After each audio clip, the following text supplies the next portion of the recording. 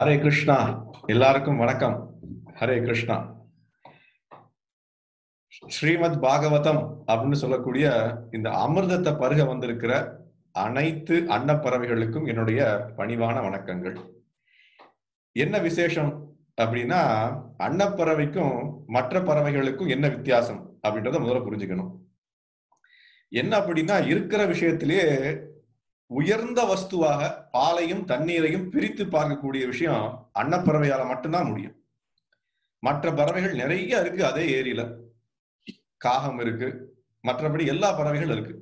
ஆனா அன்னப்பறவை பண்ணக்கூடிய விஷயத்த அவங்களால பண்ண முடியல.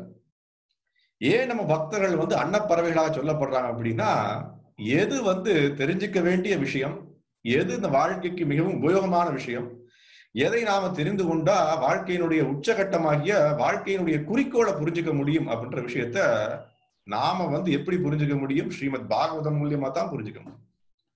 அப்ப ஸ்ரீமத் பாகவதத்தை பற்றி கேட்பதற்கு ஆர்வம் உடையவர்கள் அன்னப்பறவையா தான் இருக்கணும். அதனால உங்க எல்லாருக்கும் என்னுடைய பணிவான வணக்கங்கள். ஒவ்வொரு சனிக்கிழமையும் நம்ம ஸ்ரீமத் பாகவதத்தினுடைய 4வது ஸ்கந்தம் அதுல வரக்கூடிய இந்த தக்ஷ யஜ்ஞம் அப்படின்னு சொல்லக்கூடிய தலைப்புல பல வாரங்களா பார்த்து கொண்டிருக்கோம். அதனுடைய தொடர்ச்சி தான் இன்னைக்கும். போன வாரம் எங்க விட்டு வச்சோமோ 6வது அத்தியாயத்தை விட்டு வச்சோம், 4வது ஸ்கந்தத்துல இருந்து. அதனுடைய தொடர்ச்சியை இன்னைக்கும் பார்க்கலாம். இதுல முதல்ல நம்ம எப்பொழுதும் போல நிகழ்ச்சிக்கு போறதுக்கு முன்னாடி நம்ம பகவான் வாசுதேவருக்கு நம்மளோட வந்தனைகளை தெரிவிக்கலாம். ஓம் நமோ பகவதே வாசுதேவாய, ஓம் நமோ பகவதே வாசுதேவாய, ஓம் நமோ பகவதே வாசுதேவாய. எல்லா வந்தனைகளும் பகவான் வாசுதேவருக்கே உரித்தாகட்டும். யார் இந்த வாசுதேவர்? நான் பல தடவை சொல்லியிருக்கேன். இருந்தாலும் நம்ம வாரம் சொல்றதுல தப்பில்லை. ஏன்னா பகவான் வாசுதேவரை பற்றி நினைக்காம பாகவதத்தை எப்படி புரட்ட முடியும், பாகவதத்தை எப்படி பேச முடியும், பாகவதத்தை எப்படி கேட்க முடியும், பாகவதத்தை எப்படி நம்ம வாழ்க்கையில நெறிமுறையாக்க முடியாது. அதனால ஸ்ரீமத் பாகவதத்தை பற்றி நினைத்தாலே பகவான் வாசுதேவரை நினைச்சுட்டே இருக்கணும். நம்ம அந்த வாசுதேவர் யார் அப்படின்னா, 5000 வருஷத்துக்கு முன்னாடி தேவகி மற்றும் வசுதேவருக்கு மகனாக பிறந்தவர். யாரு? முழுமுதற் கடவுளாகிய புருஷோத்தமராகிய கிருஷ்ணர். ஏன் நாம் புருஷோத்தமராகிய கிருஷ்ணர்னு சொல்றோம்? அவரும் ஒரு புருஷர், நம்மள மாதிரி அருவவாதி கிடையாது, அருவம் கிடையாது. இன்னைக்கு நிறைய பேர் சொல்றாங்க இல்லையா, சக்தி, அதை நினைத்துக்கொள், இதை நினைத்துக்கொள், ஒரு உருவம் இல்லாத வஸ்து, அப்படிலாம் எதுவும் கிடையாது. முழுமுதற் கடவுளாகிய புருஷோத்தமராகிய ஸ்ரீ கிருஷ்ணர். அது ரொம்ப முக்கியமான விஷயம். அவர் எதற்காக வரார்?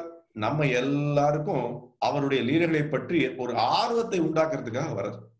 அவர் செய்யக்கூடிய கோலோக விருந்தாவனத்தை செய்யக்கூடிய அதே லீலைகளை இங்க நமக்கு பூலோக விருந்தாவனத்துல நடத்தி காட்டுறார். எதற்காக நடத்தணும்? நம்மளை போல பந்தப்பட்ட ஆத்மாக்கள் இருக்காங்க இல்லையா, அவங்க எல்லாரையும் எப்படி மறுபடியும் கோலோக வைகுண்டத்துக்கு கொண்டு போய் சேர்க்கணும் அப்படின்றது அவருடைய நோக்கமா இருக்கு. நாம தான் என்ன பண்றோம்? பூலோகமே நல்லா இருக்கு, பூலோகத்திலே இருக்கலாமே அப்படின்ற ஒரே நோக்கத்தோட நம்ம என்ன பண்றோம்? புலனின்பச் செயல்களில் ஈடுபட்டு கொண்டிருக்கோம். ஆயிரக்கணக்கான கோடிக்கணக்கான பிறவிகள் புலனின்பத்தில் ஈடுபட்டாச்சு. மறுபடியும் நாம என்ன பண்றோம்? புலன் திருப்தியிலேயே ஈடுபட்டு கொண்டிருக்கோம். சோ அதை அவர் பார்த்து என்ன பண்றார்? இந்த பந்தப்பட்ட ஆத்மாக்கள் எல்லாரையும் மேல கொண்டு போலாமே, என்னுடைய வாசஸ்தலத்துக்கு கொண்டு போலாமே அப்படின்றதுக்காக என்ன பண்றாருன்னா, லீலைகளை நடத்துறதுக்காக வர்றார். சோ அவருடைய லீலைகளை பற்றி, அவருடைய குணாதிசயங்களை பற்றி, அவருடைய பெருமைகளை பற்றி, அவருடைய வரலாறு என்ன, பக்தர்களுடைய வரலாறு என்ன, இது எல்லாம் வருது. ஒவ்வொரு பக்கத்திலையும் ஒவ்வொரு ஸ்லோகத்திலையும் வருது ஸ்ரீமத் பாகவதத்துல. சோ நம்ம அதெல்லாம் பார்த்து கொண்டிருக்கோம். சோ நம்ம முக்கியமான விஷயம் என்ன அப்படின்னா, பாகவதம் நித்தியம் பாகவத சேவையா. நித்தியம்னா தினமும்ன்றது அர்த்தம் ஒண்ணு இருக்கு. ஆனால் 24 மணி நேரமும் நாம் பாகவதத்தினுடைய வழிகாட்டுதலின் கீழ் நமது வாழ்க்கையை நடத்தணும் அப்படின்றது நம்ம எப்பொழுதும் சொல்றோம். உங்களுக்கு மறுபடியும் நினைவூட்டுவதற்கு நாம தயங்குவதில்லை. சோ இப்ப நம்ம போன வாரம் என்ன பார்த்தோம் அப்படின்றத ஒரு ரீகேப் மாதிரி பார்த்துட்டு இந்த வாரத்துக்குரிய ஸ்லோகங்களுக்குள்ள போகலாம். போன வாரம் இதே 4வது ஸ்கந்தத்தினுடைய என்ன பண்ணோம் அப்படின்னா, 6வது அத்தியாயத்தினுடைய முதல் சில ஸ்லோகங்களை பார்த்தோம். உங்க எல்லாருக்கும் ஞாபகம் இருக்கும்னு நினைக்கிறேன். எப்படின்னா, இந்த தேவர்களும் அங்க இருந்த அந்தணர்கள் எல்லாரும் என்ன பண்றாங்க அப்படின்னா, பிரம்மதேவரை போய் பாக்குறாங்க. இந்த மாதிரி நிகழ்ச்சி நடந்துச்சு, நம்மளுடைய யஜ்ஞத்தை சீரழிச்சுட்டு போயிட்டாங்க, யஜ்ஞத்தை வந்து கண்டிப்பாக ஒண்ணுமே பண்ண முடியாத அளவுக்கு எல்லாத்தையும் நாசம் படுத்தி விட்டு சென்றாங்க. யாரு? சிவபெருமானுடைய சகாக்கள். சோ அப்ப இதை எப்படி கொண்டு போய் நம்ம அதை வந்து சரியா முடிக்கணும்? யஜ்ஞத்தை ஆரம்பிச்சிட்டோம் அப்படின்னா இன்னைக்கு நம்ம தலைப்பே அதான். யஜ்ஞம்ன்றது என்ன? யஜ்ஞம்ன்றது ஒரு புலனின்ப செயலா அப்படிதான் நம்ம தலைப்பு கொடுத்திருக்கோம். அப்ப இந்த தலைப்புல இன்னைக்கு என்ன பண்ண போறோம் அப்படின்னா, யஜ்ஞம்னா என்ன அப்படின்றது நாம பேச போறது இல்ல, பிரம்மதேவர் பேச போறார். பின்னாடி பார்ப்போம் இன்னைக்கு. அப்ப முதல்ல என்ன ஆகுது அப்படின்னா, இவங்க எல்லாரும் போய் பிரம்மதேவரை பாக்குறாங்க. பிரம்மதேவர்கிட்ட போய் என்ன கேக்குறாங்க அப்படின்னா, இந்த மாதிரி ஒரு யஜ்ஞத்தை வந்து சரியான வழியில முடிக்க முடியாமல் போயிட்டு, இதை எப்படி முடிக்கணும்? இதற்கு ஏதாவது ஒரு வழி கூறுங்களேன் அப்படின்னு போய் அவரிடம் பணிவாக கேட்கிறாங்க. அவர் என்ன பண்றாரு அப்படின்னா, எல்லாம் தெரிந்தவராச்சு அவர். இந்த பிரபஞ்சத்துக்கு அவர் தான் அதிபதி. இந்த பிரபஞ்சத்துல என்ன நடக்கும் அப்படின்றது அவருக்கு நன்கு அறிந்தவர் அவர். அதுதான் பகவத்கீதை கிருஷ்ணன் என்ன சொல்றார், வேதாகம் சமதித்தானி. வேதாகம் சமதித்தானினா என்ன? எல்லாம் எனக்கு தெரியும். எல்லா பிரபஞ்சங்களிலும் எல்லா உயிர்வாளிகளும் என்ன பண்றாங்க, அவங்களுடைய மனோகுணம் எப்படி இருக்கு அப்படின்ற விஷயம் எல்லாம் அறிந்தவர் தான் பரமாத்மா. இந்த பிரபஞ்சத்துக்குள்ள என்ன நடக்குது, இந்த பிரபஞ்சத்துல யார் என்ன பண்றா அப்படின்ற விஷயத்தை யார் அறிந்தவரா இருக்கார்? பிரம்மதேவர் அறிந்தவரா இருக்கார். சோ அப்ப அவர் என்ன பண்றார், எனக்கு இந்த விஷயம் தெரிந்ததுதான். நீங்க வந்து மதிக்கத்தக்க நபருக்கு தகுந்த மரியாதை கொடுக்கவில்லை. மதிக்கத்தக்க நபர் யாரு? சிவபெருமான். அந்த சிவபெருமானுக்கு நீங்க ஏன் தகுந்த மரியாதை கொடுக்கல? அது உங்களுடைய தவறாயிடுச்சு. அந்த தவறுக்கு பரிகாரமா தான் இன்னைக்கு தக்ஷன் கொல்லப்பட்டிருக்கான். அப்ப நடந்த விஷயங்களை பார்த்தோம் அப்படின்னா சரியாகத்தான் தோன்றுகிறது. அதுல எந்த விதமான மாறுபாடும் தெரியல அப்படின்ற விஷயத்த சொல்றாரு அவர். அதே மாதிரி கடைசியா அவர் கொடுக்கக்கூடிய ஒரு ஆலோசனை என்ன அப்படின்னா, நீங்க எல்லாரும் போய் அதே சிவபெருமானை பார்த்து அப்பணிவுடன் எந்த விதமான மன அழுத்தமோ அல்ல மனசுக்குள்ள ஒரு காழ்ப்புணர்ச்சியோ இல்லாம போய் அவரை போய் சந்திச்சு அவரிடம் மன்னிப்பு கேளுங்க. இந்த மாதிரி விஷயங்களை நாங்கள் செய்து விட்டோம், உங்களுக்கு மரியாதை இல்லாத சில செயல்களை செய்து விட்டோம், அதற்கு நாங்கள் வருந்துகின்றோம், உங்களுடைய விஷயத்தில் நாங்க வந்து கொஞ்சம் கவனமாக இருந்திருக்கலாம் அப்படின்ற விஷயத்த அவருக்கு போய் சொல்றாங்க. அப்ப அதுக்கப்புறம் என்ன ஆகுது, அத மாதிரி சொன்னீங்க அப்படின்னா அவர் வந்து கண்டிப்பாக, அவர் வந்து வைஷ்ணவராச்சு, வைஷ்ணவானாம் யதா சம்பு, இருக்கிற வைஷ்ணவர்களே சிறந்தவர் அவர்தான். சோ அவர் கண்டிப்பாக மனம் நெகிழ்ந்து வருவார் அப்படின்ற விஷயத்தை யார் சொல்றாங்க? பிரம்மதேவர் சொல்றாருன்னு போன வாரம் பார்த்தோம்.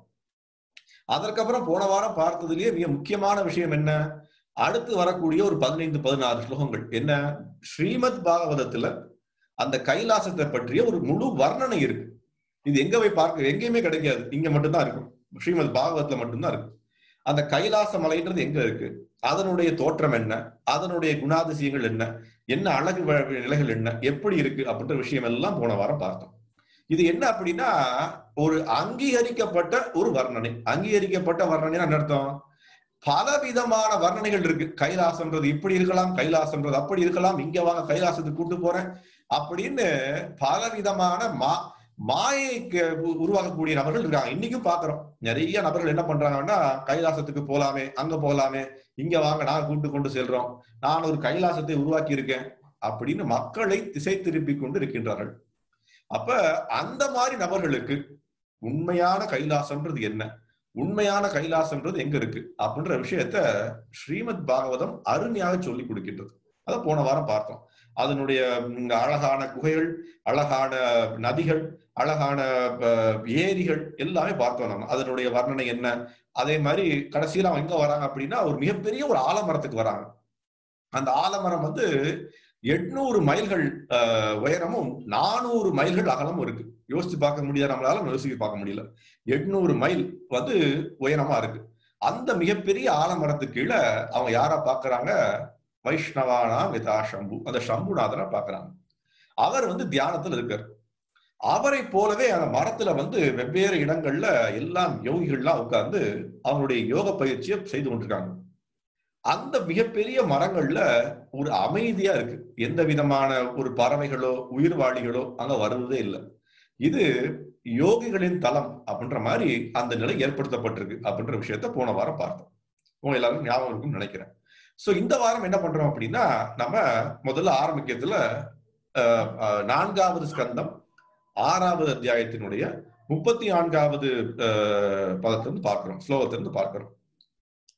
இப்ப அங்க வந்து யார் வந்திருக்கா அப்படின்னா, பிரம்மதேவர் வந்திருக்கார். பிரம்மதேவர் வந்து சிவபெருமானை பார்க்கிறார். எல்லா தேவர்களும் வந்தாச்சு. அவருடைய அந்தணர்கள், பிராமணர்கள் எல்லாம் வந்திருக்காங்க அவர்கிட்ட மன்னிப்பு கேட்பதற்காக. அவரிடம் வந்து அவருடைய பாதங்களை வந்து திருப்திப்படுத்துவதற்காக வந்திருக்காங்கன்னு பார்த்தோம். அப்ப அங்க வந்து பிரம்மதேவர் வந்ததுக்கு அப்புறம் என்ன பார்க்கறாங்க அப்படின்னா, சிவபெருமானை சுற்றி எல்லாம் வந்து மிக உயர்ந்த நபர்கள் இருக்காங்க. யார் யாரு? குபேரர் அங்க இருக்கார். அதே மாதிரி வெவ்வேறு விதமான நிறைய வர்ணனை இங்க கொடுக்கப்பட்டிருக்கு. யார் யாரெல்லாம் இருக்கா, யார் யாரெல்லாம் சிவபெருமானினுடைய ஒரு வழிகாட்டுதல்ல யோக பயிற்சி பண்றாங்க அப்படின்ற விஷயத்த பார்க்கிறோம். எதற்கு இந்த வர்ணனை? இதுலயும் ஒரு விஷயம் இருக்கு உங்களுக்கு. என்ன அப்படின்னா, சிவபெருமானை போல மகாஜனம் சொல்லியிருக்கோம் இல்லையா, பாகவத்துல வருது. மகாஜன ஏன கதாச பந்தா, மகாஜனங்கள் சொல்லப்பட்டிருக்காங்க. 12 பேர் இருக்காங்க மகாஜனங்கள். அந்த மகாஜன ஏன கதாச பந்தா அப்படின்னு அர்த்தம். மகாஜனங்கள் எப்படி ஒரு பாதையில போயிருக்காங்களோ அதே பாதையில நாமளும் போனோம் அப்படின்னா நமக்கு வெற்றி உறுதி. நாமே ஒரு பாதையை தேர்ந்தெடுப்போம். எனக்கு தெரியும் எப்படி பண்ணணும்னு, எனக்கு எப்படி பகவானை அடையணும்னு தெரியும், எனக்கு பகவானை பற்றிய முழு வர்ணனை எனக்கு தெரியும் அப்படின்ற அகங்காரத்துடன் போனோம் அப்படின்னா நாம என்ன பண்ணப்படுவோம்? இதே உலகத்துல பந்தப்படுத்தப்படுவோம். அப்ப இங்க இருக்க பார்க்கக்கூடிய மிக உயர்ந்த நபர்கள் என்ன பண்றாங்க அப்படின்னா, சிவபெருமானினுடைய பாதச்சுவற்றில் கீழ் பின்பற்றி கொண்டு செல்றாங்க. அவருடைய வழிகாட்டுதல் கீழே அவர் என்ன பண்றாரோ அதை பண்ணுவது, அவருடைய வழிகாட்டுதல் கீழே எல்லாம் பண்ணி கொண்டிருக்காங்க அப்படின்ற விஷயத்த பார்க்கிறோம். அடுத்த ஸ்லோகம் என்ன சொல்றது அப்படின்னா, சிவபெருமானினுடைய அந்த தோற்றத்தை பற்றி சொல்றது. அவர் வந்து ஒரு ஆழ்ந்த தியானத்துல இருக்கார், அமைதியினுடைய சொரூபமா இருக்கார். அப்ப இவங்க எல்லாருக்கும் ஒரே ஒரு சந்தேகம். இந்த அமைதியின் சொரூபமா இருக்கக்கூடிய நபரா வந்து கோவப்பட்டு ஒரு மிகப்பெரிய அரக்கனை உருவாக்கி விட்டார் அப்படின்னு யோசிக்கிறாங்க. உண்மை அதுதானே. ஒருத்தரை பார்க்கிறோம், அவரை பார்க்கும்போது ரொம்ப அமைதியா இருக்கார். அவருடைய ஊன்றுதலுக்கு கீழே ஒரு மிகப்பெரிய பிரளயம் போல ஒரு நிகழ்ச்சி நடந்து விட்டது. அப்ப எல்லாரும் யோசிப்பாங்களா இல்லையா, யார் இவருங்க, இவர் இவ்வளவு அமைதியா இருக்காரு, இவருடைய ஒரு ஊந்துதலுக்கு கீழே இவ்வளவு பெரிய ஒரு அழிப்பா நடந்ததா அப்படின்ற விஷயங்களை யோசிச்சு பாக்குறாங்க எல்லாரும். அப்ப எல்லாம் இது நடந்து முடிஞ்சாச்சு. அப்புறம் வந்து இந்த விஷயத்துல நாம ஒண்ணு பார்க்கணும். என்ன அப்படின்னா, நம்மளுடைய வரலாறையும் இங்க சொல்லப்பட்டிருக்கு. 35வது ஸ்லோகத்துல வரலாறு வருது. என்ன வரலாறு வருது அப்படின்னா, உங்க எல்லாருக்கும் தெரியும் நினைக்கிறேன். இது வந்து 2வது அத்தியாயம் முதல் ஸ்கந்தத்துல வருது. பாகவதத்தினுடைய முதல் ஸ்கந்தத்துல என்ன அப்படின்னா, பிரம்மதேவர் வந்து இந்த பிரபஞ்சத்தை உருவாக்கியாச்சு. இந்த பிரபஞ்சத்தை உருவாக்குனதுக்கு அப்புறம் என்ன பண்ணணும்? எல்லா உயிர்வாளிகளையும் உள்ள கொண்டு வரணும். அதற்குத்தான் இந்த பிரபஞ்சம் உருவாக்கப்பட்டிருக்கு. உங்களையும் என்னையும் போல உள்ள உயிர்வாளிகள் அனுபவிக்கணும், நான் வந்து அனுபவிப்பானா ஆகணும் அப்படின்ற ஒரு விஷயத்தை நாம எதிர்பார்த்ததுனால நாம எல்லாரும் இங்க வந்திருக்கோம்.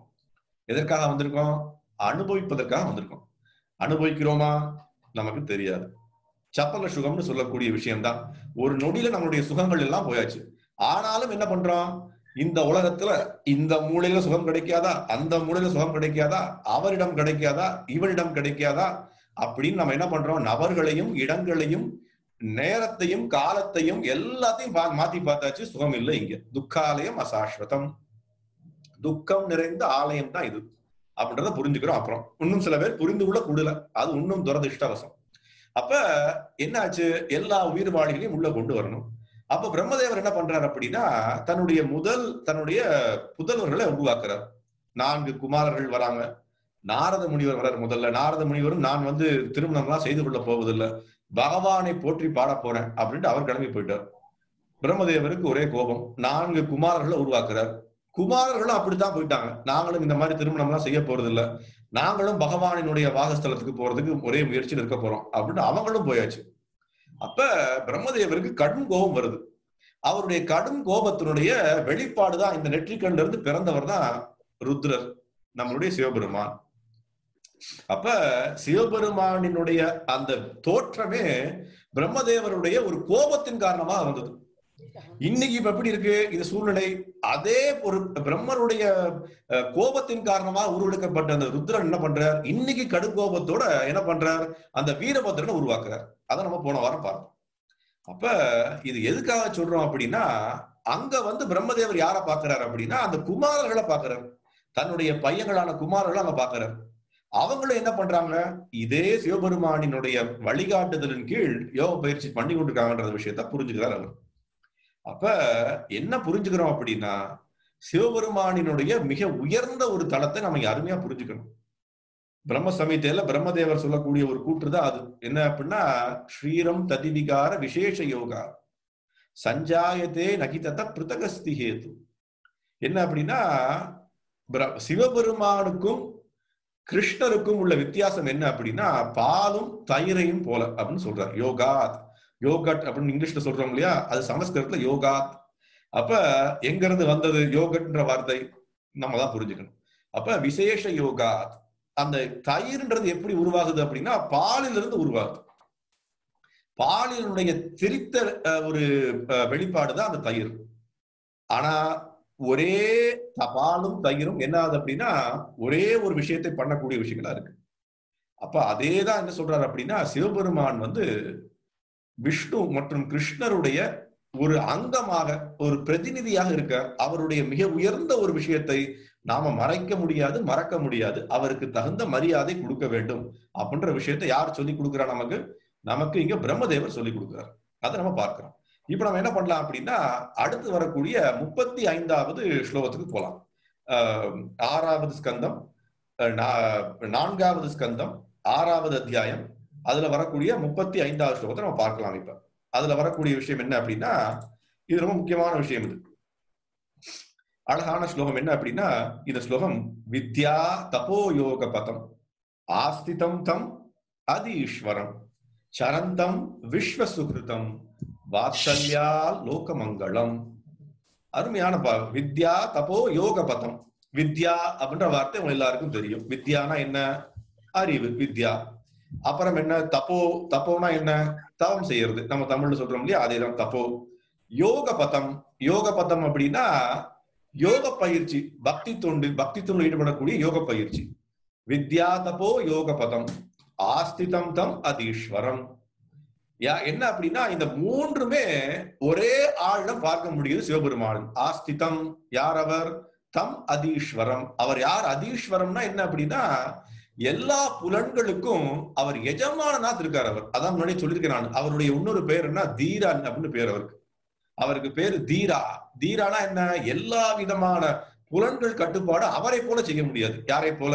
சிவபெருமானை போல. சோ வித்யா தபோ யோக பதம் ஆஸ்திதம் தம் அதீஸ்வரம் சரந்தம் விஸ்வசுகிருதம். அவர் என்ன பண்றார்? சரந்தம். அவர் வந்து இந்த மாதிரி ஒரு மிக கடினமான தவங்களை எல்லாம் செய்து கொண்டிருக்கார். எதற்காக செய்யறார் தெரியுமா? தனக்காக செய்யலங்க, நமக்காக செய்யறார். என்ன? விஸ்வசுகிருதம். அவர் என்ன பண்றார்? எல்லா உயிர்வாளிகளுக்காகவும் பண்ணி கொண்டார். விஸ்வசுகிருதம். இந்த எல்லா பிரபஞ்சத்துல வாழக்கூடிய உயிர்வாளிகளுக்காக பண்ணுகின்றார். என்ன? தவங்களை. அதுல கடைசி வார்த்தை பாருங்க, அருமையான வார்த்தை. வாத்சல்யா லோகமங்களம். வாத்சல்யா, அவருடைய முக்கியமான விஷயம் என்ன?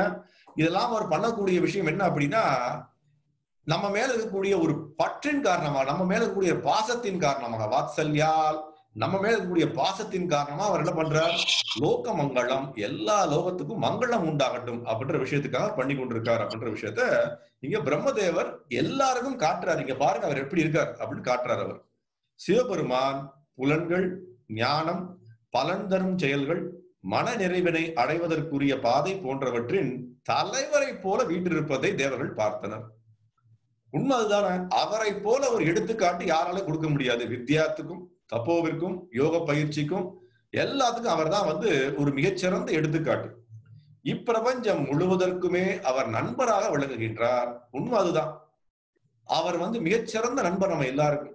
அவரை போல் நாம வந்து, நான் சொன்னேன் இல்லையா, அவரை பின்பற்றினோம்னா நமக்கு வழிகாட்டுவார். அவரை எதிர்த்து சொன்னோம் அப்படின்னா நமக்கு இந்த மாதிரி பிரச்சனைகளை கொடுப்பார். அவர் ரொம்ப முக்கியம். அதுதான். அனைவரிடம் இருந்து அவர் கொண்ட அன்பின் விளைவாக மிகுந்த மங்களமுடையவராகவும் விளங்கினார் அவர் அப்படின்ற விஷயத்த யார் சொல்றாங்க? பிரம்மதேவர் இங்க சொல்றார் அவர்.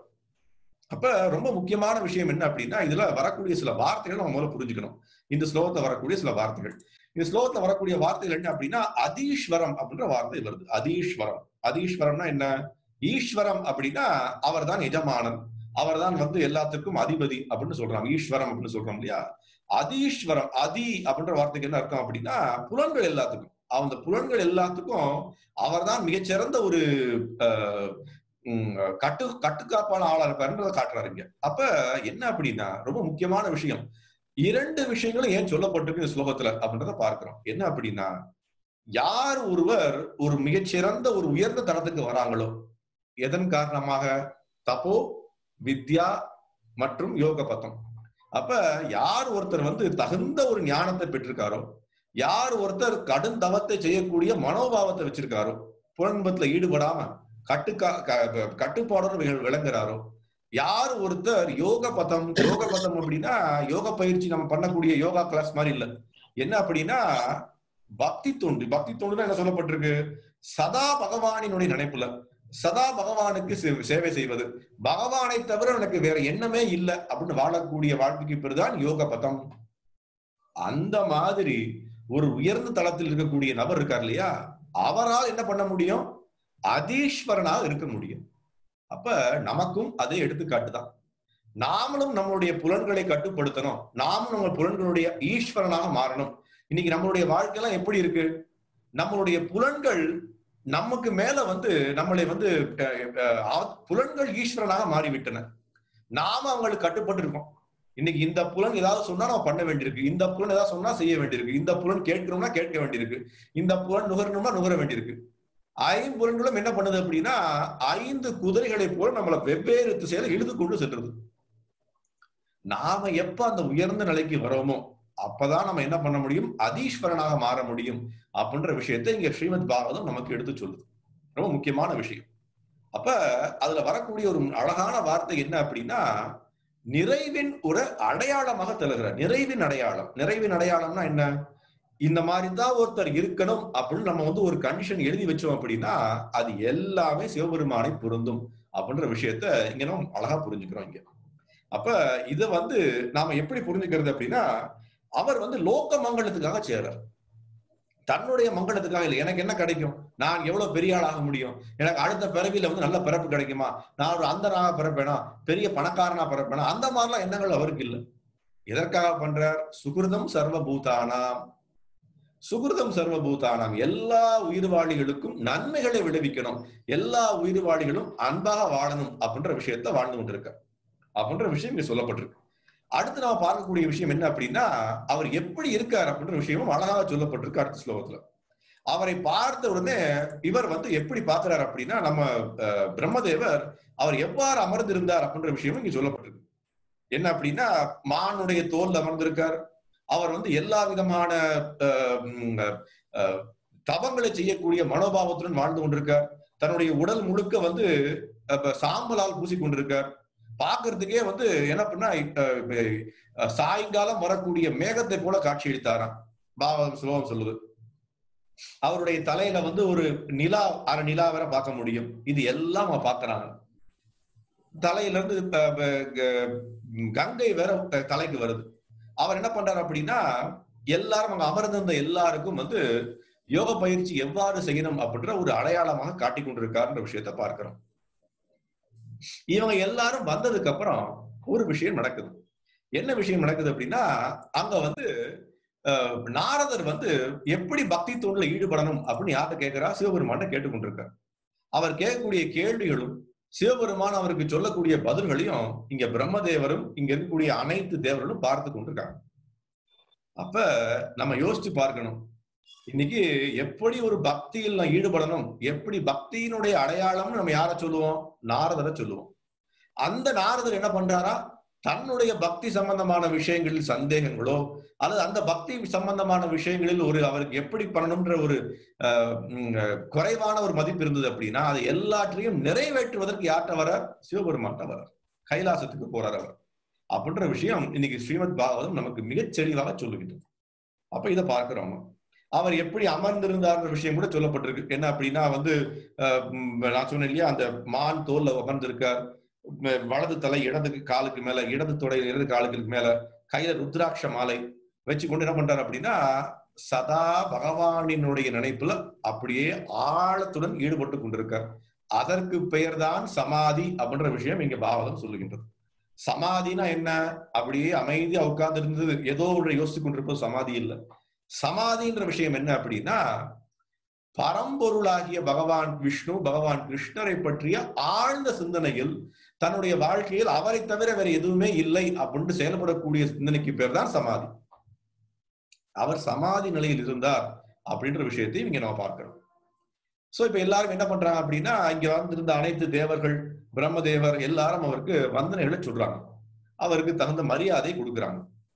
அவர் என்ன பண்றாரு அப்படின்னா, இங்க வந்து அவர் இதை பார்த்த உடனே பிரம்மானந்தத்தில் வராரு அப்படின்னு விஷயம் வருது. பிரம்மானந்தம்னா என்ன? உதாரணத்துக்கு இதுதான் வந்து நம்மளுடைய கலாச்சாரம். ஒரு பக்தரை பார்த்துட்டோம் அப்படின்னா இன்னொரு பக்தருக்கு ஒரு மிகப்பெரிய ஒரு ஆனந்தம் ஏற்படணும். ஏற்படல அப்படின்னா என்ன அர்த்தம்? காழ்ப்புணர்ச்சி ஏற்பட்டால் அவன் பக்தன் அல்ல. உண்மை அதுதானே. ஒருத்தர் அழகா பகவானுக்கு சேவை செய்து கொண்டிருக்கார், வாழ்க்கையை அர்ப்பணிச்சிருக்கார். அவரை பார்த்தோட நமக்கு என்ன வரணும்? பகவானை பார்ப்பதை போல எண்ணம் வரணும். அதை வராம அவரையோட காழ்ப்புணர்ச்சி, அவர் மட்டும் இப்படி இருக்காரு, அவருக்கு இவ்வளவு சொத்து இருக்கு, அவருக்கு மனைவி இருக்காங்களே, அவருக்கு பெரிய பெரிய வீடு இருக்கு அப்படின்னு அவரை ஒரு பொறாமையினுடைய வஸ்துவாக பார்த்தோம் அப்படின்னா நாம எப்படி பிரம்மானந்தத்துக்கு வர முடியாது. சிவபெருமான் இங்க என்ன பண்றார்? அனைவரையும் பார்த்த உடனே இவங்க தான் என்னுடைய மனைவியை வந்து மனைவி அழிவதற்கு காரணமாக இருந்தாங்கன்னு அவருக்கு தெரியும். அவங்களை பார்த்த உடனே கண்ணை விழித்த உடனே கடும் கோபத்துடன் வரவே இல்லையே. அவர் என்ன பண்றார்? பிரம்மானந்தம்னு சொல்றது சார் பாகவதம். அப்படியே பிரம்மானந்தத்துல அப்படியே அவர் வந்து ஆனந்தத்தினுடைய பொழிப்புல பாக்குறாரு. அவர் எல்லாரையும் வரவேற்கிறார், வாங்க அப்படின்னு வரவேற்கிறார். அப்ப என்ன அப்படின்னா, இது ரொம்ப முக்கியமான விஷயம். என்ன அப்படின்னா, இதுதான் வந்து ஒரு உயர்ந்த மகாஜனங்களுக்குரிய ஒரு அழகு. நடந்த விஷயங்கள் என்னன்றத விஷயத்தை விட அந்த விஷயத்தை எப்படி அவர் வந்து அருமையாக அவங்களை வாழ்ந்தவொடனே வரவேற்று அவங்க எல்லாரையும் அமர வச்சு அவங்களை வந்து எப்படி வந்து ஒரு உயர்ந்த தளத்துக்கு அவங்களையும் கொண்டு வரணும் அப்படின்ற எண்ணத்துடன் அவங்க எல்லாரையும் அமர வைக்கின்றார் விஷயத்தையும் பார்க்கிறோம் நம்ம. அப்ப இந்த மாதிரி ஒரு சமாதி நிலைக்கு போன ஒரு மகாத்மா அல்லது அவரை பற்றிய விஷயங்களை பற்றி நம்ம புரிஞ்சுக்கணும் அப்படின்னா நாம வந்து வெறும் மனக்கற்பனையில புரிஞ்சுக்க முடியாது. இவர் எப்படி இருந்திருப்பார்? அவரை போல நானும் வந்து சாம்பலை அணிந்து கொண்டேன், நிறைய முடிய பெருசா வச்சுக்கலாம், அல்லது நானும் வந்து அவரை போல ஆடலாம், சிவராத்திரி அன்னைக்கு ஆடலாம், நிறைய மக்களை வந்து பார்க்க சொல்லலாம், டிவியில லைவா போடலாம். எந்த பிரயோஜனமும் கிடையாது. அவரை போல நாம் வாழணும் அப்படின்னா அவரை போல சமாதி நிலையில் வந்து ஒரு பக்தனை போல வாழணும். அதைத்தான் நமக்கு எடுத்துக்காட்டா சொல்றாரு. அவரை போல கஞ்சா குடிப்பதோ, அவரை போல வந்து அதான் சொல்லுவேன். நிறைய பேர் என்ன பண்றாங்க அப்படின்னா அவர் செய்யக்கூடிய விஷயங்களை நாங்களும் செய்யறோம் அப்படின்னு செய்வாங்க. ஏன் அவர் வந்து விஷத்தை குடிச்சா நீங்களும் குடிக்கல, ஏன் குடிக்க முடியல? அவருக்கு பேரு நீலகண்டன் இருக்கா இல்லையா? நம்மளால பண்ண முடியுமா? பண்ண முடியாது. மகாத்மாக்கள் பண்ணக்கூடிய விஷயங்களை நாம வந்து ஒரு துளி தூசி கூட பண்ண முடியாது.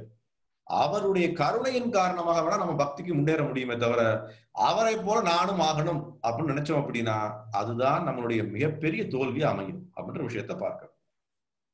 மனக்கற்பனையில இன்னைக்கு நடக்கக்கூடிய விஷயம், எதுக்காக இந்த விஷயம் நான் சொல்றேன் அப்படின்னா இன்னைக்கு நிறைய விஷயங்கள் மனக்கற்பனையில் நடந்து கொண்டிருக்கு இல்லையா? எனக்கு ஒரு நல்ல ஒரு உதாரணம் ஞாபகம் வருது. இன்னைக்கு இருக்கக்கூடிய மிகப்பெரிய ஒரு ஆன்மீக ஒரு போதகர் என்ன பண்றாரு அப்படின்னா ஆன்லைன்ல இப்ப எல்லாம் ஆன்லைன் நடந்து கொண்டிருக்கு. ஏதோ நிகழ்ச்சி ஆன்லைன் நிகழ்ச்சிக்கு வந்திருக்காரு. அந்த ஆன்லைன் நிகழ்ச்சியில வந்தவங்க என்ன பண்றாங்க அப்படின்னா அவருடைய விஷயங்கள் எல்லாம் இன்னைக்கு என்ன யோக பயிற்சி, அந்த பயிற்சி, இந்த பயிற்சி சொல்லி கொண்டு இருக்காங்க. அதெல்லாம் உண்மையா பொய்யான்றது சாஸ்திரங்களுடைய கூற்றுக்குப்படி பொய் தான். அதெல்லாம் அவங்களுடைய மன திருப்திக்கு வேணா அவங்க வந்து உண்மைன்னு பேசிக்கலாம். 1000 பேரை கூட்டு வரலாம், 2000 பேரை கூட்டு வரலாம். நான் முதலே சொன்னேன் இல்லையா, இன்னைக்கு நீங்க எல்லாம் வந்திருக்கீங்க, 35-40 பேர் வந்திருக்கீங்க. நீங்க எல்லாம் அன்னப்பறவைகளை போல வந்திருக்கீங்க. நான் காகங்களை இங்க கூப்பிடவே இல்லையே. அன்னப்பறவைகளுக்காக தான் இந்த நிகழ்ச்சி. ஸ்ரீமத் பாகவதத்தை கேட்கணும்ன்ற ஆர்வம் உள்ளவர்களுக்கு மட்டும்தான் அந்த நிகழ்ச்சி. நான் வந்து ஏதோ அவங்களை போல இந்த மாதிரி விஷயங்களை பேசணும் அப்படின்னா 1000 காகங்கள் கூட வரலாம், 2000 குயில்கள் கூட வரலாம், குருவிகள் கூட வரலாம். நமக்கு அதெல்லாம் தேவையில்லை. நமக்கு தேவை என்ன? அன்னப்பறவைகள் 10 பேர் வந்தா போதும். என்ன விஷயம் எதுக்காக சொல்றோம் அப்படின்னா அந்த போதகர் என்ன சொல்றாரு அப்படின்னா நிறைய கேள்விகளுக்கு பதில் சொல்லிக் கொண்டே இருக்காரு. கேள்விகளுக்கு பதில் சொல்லும் போது என்ன ஆகுது அப்படின்னா ஒருத்தர் கேட்கிறார், இது எப்படி நீங்க சொல்றீங்க அப்படின்னு கேட்கும்போது என்னுடைய மனக்கற்பனை தான். இன்னைக்கு காலையில வந்து எனக்கு உடனே இது ஞாபகம் வந்தது. Freshly baked today morning. என்ன விஷயம்? இன்னைக்கு காலையில நாங்க வந்து இது புதுசா நான் தயாரிச்சேன். நம்மளுடைய ஆன்மீகங்கள் சனாதன தர்மத்தில் புதுசாக தயாரிக்க வேண்டியது எதுவுமே தேவையில்லை, எல்லாமே இருக்கு. உள்ளது உள்ளபடி மக்களுக்கு கொண்டு போய் சேர்க்கறதுக்கு தான் இந்த சனாதன தர்மம் இருக்கு. ஆன்மீகவாதிகள் இருக்கணும். அதை விட்டு விட்டு நம்ம என்ன பண்றோம் அப்படின்னா, இன்னைக்கு நான் தான் குரு, நீ தான் குரு அப்படின்ற விஷயங்கள் கற்பனை மூலியமா சிவபெருமானினுடைய அடியாட்கள், சிவபெருமானினுடைய பக்தர்கள்னு சொல்லி கொண்டிருக்கோம். ஆனால் எந்த பிரயோஜனம் இல்லை. ஸ்ரமஹி ஏவ கேவலம்னு பாகவதம் சொல்லுகின்றது. வெறும் சிரமம் தான். நாம பேசக்கூடியது சிரமம், கேட்கக்கூடியது சிரமம், அங்க போகக்கூடியது சிரமம். எல்லாம் சிரமத்தை தான் முடியும், வீணா போய் முடியும். அதனால நம்ம என்ன பண்றோம், என்னைக்குமே சாஸ்திரத்தினுடைய கூற்றின்படி நடக்கணும், பாகவதத்தினுடைய கூற்றின்படி நடக்கணும், பகவத்கீதையினுடைய கூற்றின்படி நடக்கணும். சிவபெருமான் அதற்காக ஒரு சம்பிரதாயத்தை ஆரம்பிச்சு வச்சிருக்கார். ருத்ர சம்பிரதாயம் இருக்கே, ருத்ர சம்பிரதாயம். அந்த சம்பிரதாயம் எங்க போய் கொண்டு போய் சேர்க்கிறது, பகவான் விஷ்ணுவை தான் கொண்டு போய் சேர்க்கிறது. 4 விதமான சம்பிரதாயங்கள் இருக்கு, பத்ம புராணத்துல வருது. 4 விதமான சம்பிரதாயங்களை பற்றி: பிரம்ம சம்பிரதாயம், ஸ்ரீ சம்பிரதாயம், ருத்ர சம்பிரதாயம், குமார சம்பிரதாயம். இதுல எல்லாருக்கும் யார் யார் அவங்களுடைய முக்கியமான ஆட்கள்? பிரம்ம சம்பிரதாயத்துல பிரம்மதேவர், ஸ்ரீ சம்பிரதாயத்துல லட்சுமி தேவி, ருத்ர சம்பிரதாயத்துல சம்புநாதர், குமார சம்பிரதாயத்துல 4 குமாரர்கள். அவங்க எல்லாரும் நம்முடைய சம்பிரதாயத்துக்கு கீழே வரக்கூடிய அன்பர்கள், பக்தர்கள் எல்லாருக்கும் என்ன பண்றாங்க, எப்படி பகவான் விஷ்ணுவை, எப்படி பகவான் கிருஷ்ணரை வணங்க வேண்டும், துதிக்க வேண்டும், பக்தி செலுத்த வேண்டும், வாழ்க்கையை அர்ப்பணிக்க வேண்டும். அதுதானே முக்கியம். வாழ்க்கையை அர்ப்பணிக்க முடியல அப்படின்னா சம்பிரதாயத்துக்குள்ள என்ன பிரயோஜனம்? ஒரு பிரயோஜனம் இல்லை. அதை நம்ம புரிஞ்சுக்கணும். அதனால இந்த நம்ம பாகவதத்தினுடைய கூற்றின்படி நம்ம என்னெல்லாம் பார்க்கிறோமோ அது எல்லாம் நமக்கு பல விஷயங்களை சொல்லி கொண்டுதான் இருக்கு. நாம தகுந்த மாதிரி நம்ம என்ன பண்ணணும், நம்மளுடைய விஷயங்கள்ல நாம இதை புரிந்து கொள்ள வேண்டும் அப்படின்றத பார்க்கிறோம். அடுத்து நம்ம பார்க்கக்கூடிய விஷயம் என்ன அப்படின்னா, இதே 6வது ஸ்கந்தத்தினுடைய 4வது 30வது ஸ்லோகத்தை பார்க்கிறோம். 40வது ஸ்லோகத்தை பார்க்கிறோம். இதுல வரக்கூடிய விஷயம் என்ன அப்படின்னா, அருமையான ஸ்லோகம் இதுவும். ச துபாலபியாகதம் ஆத்மயோனி சுராசுராசேர் அபிவந்தனாங்கிரீர் உத்தாய சக்கரே சிரசாபிவந்தனம் அர்ஹத்தமாகஸ்ய யதைவ விஷ்ணு. எவ்வளவு அற்புதமான ஸ்லோகம் இது. இதுல ஒரு உதாரணம் வேற கொடுக்கப்பட்டிருக்கு. 40வது ஸ்லோகம், 4வது ஸ்கந்தம், 6வது அத்தியாயம். அதுல முதல் வார்த்தை என்ன? ச து பலப்தியாகதம் ஆத்மயோனிம். சிவபெருமான் யாரை பார்க்கிறார்? உடனே ச அப்படின்னா சிவபெருமானை குறிக்கிறது. யாரை பார்க்கிறார்? ஆத்மயோனிம். ஆத்மயோனின்றது யாரு? யோனி அப்படின்றது என்ன அப்படின்னா ஒரு கருன்னு அர்த்தம். ஆத்மயோனி, எந்த கருவிடம் இருந்து தோன்றாதவர்.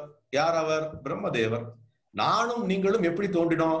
ஒரு யோனிம்ல இருந்து தோன்றினோம். யோனிம்னா என்ன? ஒரு கருக்குள்ள போய் தோன்றினோம்.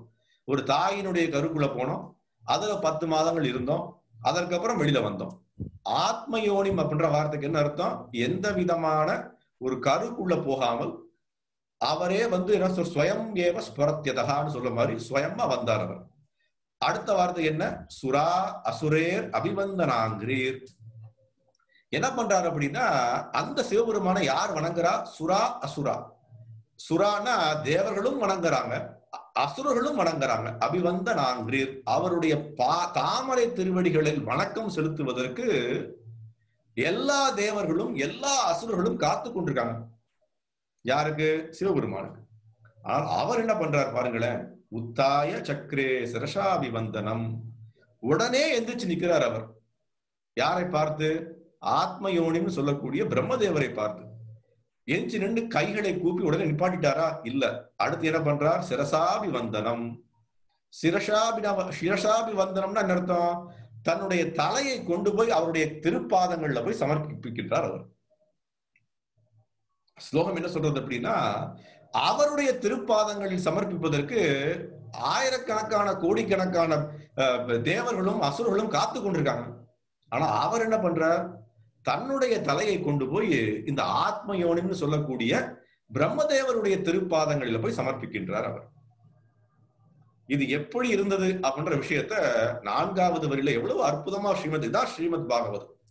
ஸ்ரீமத் பாகவதம் கதாமிருதம் நம்ம சொல்றோம் இல்லையா, அமிர்தம் இது. அடுத்து வருது பாருங்க 4வது வரி. அர்ஹத்தமா கஷ்ய யதைவ விஷ்ணு. விஷ்ணு என்ன பண்றாரு அப்படின்னா, கஷ்யப்ப முனிவருடைய காலில் போய் விழுந்தார். அதே மாதிரி அப்படின்னு சொல்லப்பட்டிருக்கு. இது எந்த ஒரு லீலை யாருக்கா சொல்ல முடியுமா? விஷ்ணு தேவ் வந்து கஷ்யப முனிவருடைய காலில் போய் விழுகிறாராம். எங்க நடந்தது? வாமன தேவருடைய லீலையில நடந்தது. விஷ்ணு தேவர் வாமனரா வந்தார் இல்லையா? அப்ப என்ன பண்றார்? கஷ்யப்பான்னு சொல்லக்கூடிய தன்னுடைய தந்தைகிட்ட போய் காலில் போய் விழுகிறார். விஷ்ணு தான் பரம தந்தை, எல்லாத்துக்கும் தந்தை அவர் தான். அவர் போய் தன்னுடைய தந்தைன்னு சொல்லக்கூடிய கஷ்யப முனிவர் காலில் விழணுமா? விழ வேண்டிய அவசியம் என்ன? இங்க எல்லாருக்கும் வந்து வழிகாட்டுதல் பரம ஆத்மா யாரு? சிவபெருமான். அவர் தன்னுடைய தந்தை. யாரு தந்தை? இங்க பிரம்மதேவர். நான் சொன்னேன் இல்லையா, நெற்றிக்கல்ல இருந்து வந்தார் அவர். அப்ப இதே மாதிரி அவரும் என்ன பண்றார்? போய் தன்னுடைய காலில் போய் விழுகின்றார் அப்படின்ற விஷயத்த ரொம்ப அருமையாக சொல்லுகின்றது ஸ்ரீமத் பாகவதம், இந்த 40வது ஸ்லோகம். அதனுடைய மொழிபெயர்ப்பு இங்க இருக்கு. சிவபெருமானின் திருவடி தாமரைகளோ தேவர்களாலும் அசுரர்களாலும் துதிக்கப்படுகின்றன. அத்தனை மேன்மை மிக்கவராக அவர் இருந்தும் தேவர்களுடன் சேர்ந்து பிரம்மதேவனும் வருகை புரிந்து கண்டவுடன் விரைந்து எழுந்து நின்று பிரம்மதேவனின் திருவடி தாமரைகளை எவ்வாறு வாமன தேவர் காஷ்யப முனிவருக்கு தனது மரியாதை மிக்க வந்தனங்களை தெரிவித்தாரோ அதுபோன்று சிவபெருமான் தனது தலை தாழ்ந்து அவரது திருவடி தாமரைகளை தொட்டு வணங்கி தனது மரியாதையினை தெரிவித்தார். எவ்வளவு அற்புதமான விஷயம் பாருங்க. இன்னைக்கு உதாரணத்துக்கு நம்ம சொல்ல வேண்டிய விஷயம் இதுதான். இன்னைக்கு நம்மளே வச்சுப்போமே, நம்மளை நம்பி ஒரு 4 பேர் இருக்காங்கன்னு வச்சுப்போம். நான் தான் இந்த ஏரியாவுக்கு பெரிய ஆளு, என்னுடைய ஜாதிக்கு பெரிய ஆளு, என்னுடைய குடும்பத்துல பெரிய ஆளு, என்னுடைய உறவினர்கள் நான் தான் பெரிய ஆள் அப்படின்ற விஷயத்தை இருக்கக்கூடிய ரொம்ப ரொம்ப அல்பமயமா வாழக்கூடிய மக்களிடையே அந்த அகங்காரம் இருக்கு. பரம புருஷராக வாழக்கூடிய எல்லாரும் வணங்கக்கூடிய விஷயமா இருக்கக்கூடியவர் யாரு? இந்த சிவபெருமான். அவர் என்ன பண்றாரு அப்படின்னா பிரம்மதேவருடைய கால்களில் போய் வணங்குறார் அப்படின்ற விஷயத்த எவ்வளவு அருமையா ஸ்ரீமத் பாகவதம் சொல்லிக் கொடுக்கின்றது நமக்கு. இப்ப இதுதான் நம்ம அங்கேயும் பார்த்தோம். கிருஷ்ணருடைய லீலைகளையும் உங்களுக்கு ஞாபகம் இருக்கும்னு நினைக்கிறேன். கிருஷ்ணருடைய லீலைகள்லையும் என்ன நடந்தது? அவர் என்ன பண்ணுவார் அப்படின்னா தன்னுடைய தந்தை இருக்கார் இல்லையா, நந்த மகாராஜர். நந்த மகாராஜருடைய பாதுவேளை தன்னுடைய தலையில வச்சுட்டு வருவார். அவர் நந்த மகாராஜர் வெளியில போகணும், தன்னுடைய அரசு வேலைகளா வெளியில போகணும். அவர் வெளியில போகும்போது கிருஷ்ணரோட சொல்லுவார், என்னுடைய பாதுகைகளை கொண்டு வாங்கல அப்படின்பார். பரம புருஷர், எல்லாவற்றுக்கும் அதிபதி, எல்லாவற்றுக்கும் அவர்தான் வந்து தோற்றுவிக்கிறவர். அவர் என்ன பண்றார்? ஒரு ஆத்மாவாக இருக்கக்கூடிய நந்த மகாராஜாவினுடைய அந்த செருப்புன்னு சொல்றோம் இல்லையா, அந்த திருவடிகளை கொண்டு வந்து தன்னுடைய தலையில கொண்டு வந்து சேர்க்கிறார். நிறைய உதாரணங்கள் சொல்லிக் கொண்டே போலாம். இந்த உதாரணங்களை நிறைய ஞாபகம் வருது. இன்னொரு உதாரணம் எங்க வருது அப்படின்னா, குருக்ஷேத்திர போர்ல கிருஷ்ணர் முதல்ல போரை ஆரம்பிக்கிறதுக்கு முன்னாடி யுதிஷ்டர் மகாராஜாவுடைய காலை தொட்டு கும்பிட்டு கொண்டார். எதுக்காக? ஏனால் அவர் வயதில் அவரை விட முதிர்ந்தவர். அவருடைய உறவு முறையில் அவர் வந்து தன்னை விட மரியாதைக்கு நிமித்தமானவர். எல்லாத்துக்கும் பரம்புருஷர் அவர் தான். அவர் எதுக்கு யுதிஷ்டர் மகாராஜாவுடைய காலை தொட்டு கும்பிடணும்? என்ன விஷயம் அப்படின்னா, இவங்க எல்லாருமே இன்னைக்கு என்ன பண்றாங்க அப்படின்னா, இன்னைக்கு நம்மளை போல வாழக்கூடிய இந்த சமுதாயம், இந்த சம்பிரதாயத்தை நமக்கு வந்து ஒரு எடுத்துக்காட்டா இருக்காங்க. எப்படி அபிவந்தனங்கள் தெரிவிக்கணும், எப்படி மரியாதை கொடுக்கணும், எப்படி உயர்ந்த நபர்களுக்கு நம்ம எப்படி வந்து பணிவாக இருக்கணும். அவர்களிடம் இருந்து என்ன அப்படின்னா, அவர்களை விட என்ன சொல்றது அப்படின்னா, தத்வித்தி பிரணிபாத்தேன பரிபிரஷ்னேன சேவையா, பகவத்கீதை சொல்றது. தத்வித்தி பிரணிபாத்தேன, சாஷ்டாங்கமா அவங்களுக்கு மரியாதை செலுத்திட்டு அவங்க சொல்லக்கூடிய விஷயங்களை காதுல கேட்டுக்கொண்டு அவருடைய வாழ்க்கையை பின்பற்றி வாழ்ந்தோம் அப்படின்னா நமக்கு என்ன பண்ணும்? ஞானினா தத்துவதர்ஷினா. அந்த ஞானி என்ன பண்ணுவார்? நமக்கு தத்துவதர்ஷினா, தத்துவத்தை எடுத்து காட்டுவார் அவர். அப்ப இதை நம்ம ரொம்ப முக்கியமா புரிஞ்சுக்கணும். இப்ப அவருக்கு வணக்கம் தெரிவிச்சாச்சு, அவரை அமர வைக்கின்றார். யாரு? சிவபெருமான். எல்லாரையும் அமர வச்சாச்சு. அதுக்கப்புறம் என்ன நடக்குது அப்படின்னா, இங்க பிரம்மதேவர் பேச ஆரம்பிக்கின்றார். பிரம்மதேவர் என்ன பேசுறார் அப்படின்ற விஷயத்த அடுத்த ஒரு ஸ்லோகத்துல ஆரம்பிக்கலாம். பிரம்மோ வாச்ச அப்படின்ற ஸ்லோகம் ஆரம்பிக்கின்றது. இந்த ஸ்லோகம் வருது 42வது ஸ்லோகம், 4வது ஸ்கந்தம் 6வது அத்தியாயம் 42வது ஸ்லோகம். பிரம்மோ வாச்ச ஜானே த்வாம் ஈஷம் விஸ்வஸ்ய ஜகதோ யோனி பீஜயோ சக்தே சிவஸ்ய பரம் யத்தத் பிரம்ம நிரந்தரம். அவரை போற்றி போல்றார். முதல்ல என்ன சொல்றாரு அப்படின்னா, பிரம்மோ வாச்ச ஜானே, ஜானேனா எனக்கு நல்லா தெரியும், ஜானே எனக்கு நல்லா தெரியும், துவாம் நீங்கள் தான், ஈஷாம் விஸ்வஸ்ய இந்த விஸ்வத்திற்கே ஈஷன் நீதான். ஈஷன் அப்படின்னு சொல்றோம் இல்லையா, ஈஷம் விஸ்வஸ்ய எனக்கு நல்லா தெரியும் நீங்க தான் அப்படின்ற விஷயத்த சொல்றாரு.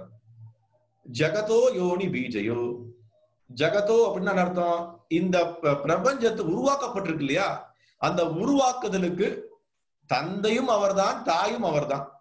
பீஜயம் தந்தையும் அவர்தான், தாயும் அவர்தான். ஏன்? அவருடைய சக்தி இருக்கு. சக்தே சிவஸ்ய சபரம். அந்த சக்தியே சிவன்தான் வருது. சக்தே சிவஸ்ய சபரம், அதுதான் உயர்ந்த சக்தி. அதையும் சொல்றார் 3வது வரியில. 4வது வரி என்ன? எத்தத் பிரம்ம நிரந்தரம்.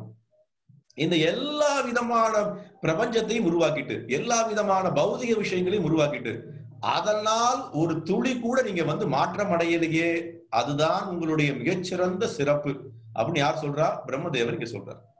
நாம வச்சுப்போமே, நாம ஒரு விஷயத்தை, சின்ன விஷயத்தை உருவாக்கிட்டா கூட நமக்கு எவ்வளவு ஒரு விஷயம் வந்துருது. நமக்கு அகங்காரம் வந்துருது. அந்த பௌதிக விஷயம் மேல ஒரு தாக்கம் வந்துருது. அந்த பௌதிக விஷயம் போல் நாமளும் எப்படி அனுபவிக்கணும்ன்ற எண்ணம் வந்துருது. ஆனால் இவருக்கு வரலையே, தீனனாக இருக்காரு அப்படின்னு அவர் என்ன பண்றார்? ரொம்ப அருமையாக சொல்லுகின்றார். இங்க இதனுடைய மொழிபெயர்ப்பு கீழே இருக்கு.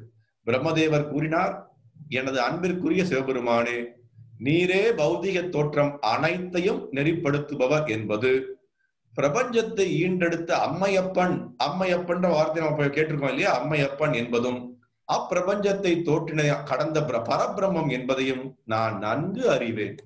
நான் உண்மை இவ்வாறே அறிகின்றேன் அப்படின்ற விஷயத்தை யார் சொல்றாங்க? பிரம்மதேவர் சொல்றத பார்க்கிறோம். அப்ப இதுல இந்த வார்த்தையை உபயோகிக்கிறதுக்கான முக்கிய நோக்கம் என்ன அப்படின்ற விஷயமும் நம்ம பார்க்கணும். இந்த வார்த்தை எதுக்காக உபயோகிக்கின்றார்? என்ன வார்த்தை அப்படின்னா, இதை நீங்க தான் உருவாக்குனீங்க. ஆரம்பம் அப்படிதான், நீங்க தான் உருவாக்குனீங்க. நீங்க தக்ஷனை உருவாக்கணும் நீங்க தான். தக்ஷனை ஒரு வேள்வி உருவாக்க வேண்டிய ஒரு சூழ்நிலை ஏற்படுத்தினது நீங்க தான். அந்த வேள்வி எதற்காக பண்ணணும்ன்ற விஷயத்தை உலகத்துக்கு, மக்களுக்கு சொல்லிக் கொடுத்தவரும் நீங்க தான். அந்த வேள்விகள் மூலியமா எப்படி வாழணும் அப்படின்றது உங்களுடைய வாழ்க்கை முறை மூலியமாக சொல்லிக் கொடுப்பவர் நீங்க தான், இல்லையா? ரொம்ப முக்கியம் அதுதான். ஒரு வேள்விகளை நடத்துறோம். இன்னைக்கு தலைப்பு அதுதான். வேள்விகள் எதுக்காக நடத்துறோம்? அதை நம்ம அழகா புரிஞ்சுக்கணும். என்ன அப்படின்னா, நம்மளுடைய வர்ணாசிரம வழிமுறைப்படி பிராமணர்கள் இருக்காங்க. பிராமணர்கள் யாரு? பிறப்பால பிராமணன் யாருமே கிடையாது. குணாதிசயம் பகவத்கீதை எப்படி வந்திருக்கு? சதுர்வர்ணம் மயா சிருஷ்டம் குணகர்ம விபாகஷக. குணத்தினாலும் கர்மத்தினாலும் அவனுடைய சுபாவத்தின் காரணமா ஒருத்தன் பிராமணனா மாறுறான். அந்த பிராமணன் என்ன பண்றான்? லோகக்ஷேமத்துக்காக என்ன பண்றாரு அப்படின்னா வேள்விகளை நடத்துறார். தன்னுடைய க்ஷேமத்துக்காக இல்ல, எஜமானனுடைய க்ஷேமத்துக்காக இல்ல. எஜமானன் அங்க யாரு? ஒரு சத்திரியன். அவன் என்ன பண்றான்? எல்லா உயிர்வாழிகள், தன்னுடைய ராஜாங்கத்துல வாழக்கூடிய அனைத்து பிரஜைகளும் நன்றா வாழணும். அதற்காக என்ன பண்றாங்க? ஒரு வேள்விகள் நடத்துறாங்க, இல்லையா? வேள்விகள் நடத்துறது ரொம்ப முக்கியமான விஷயம். இந்த பிரிவுகள்லாம் எதற்காக அமைக்கப்பட்டிருக்கு அப்படின்ற விஷயத்தை நாம் நல்லா புரிஞ்சுக்கணும். இது ஒரு மிகப்பெரிய தலைப்பு, நம்ம இன்னொரு நாள் கூட பார்க்கலாம்.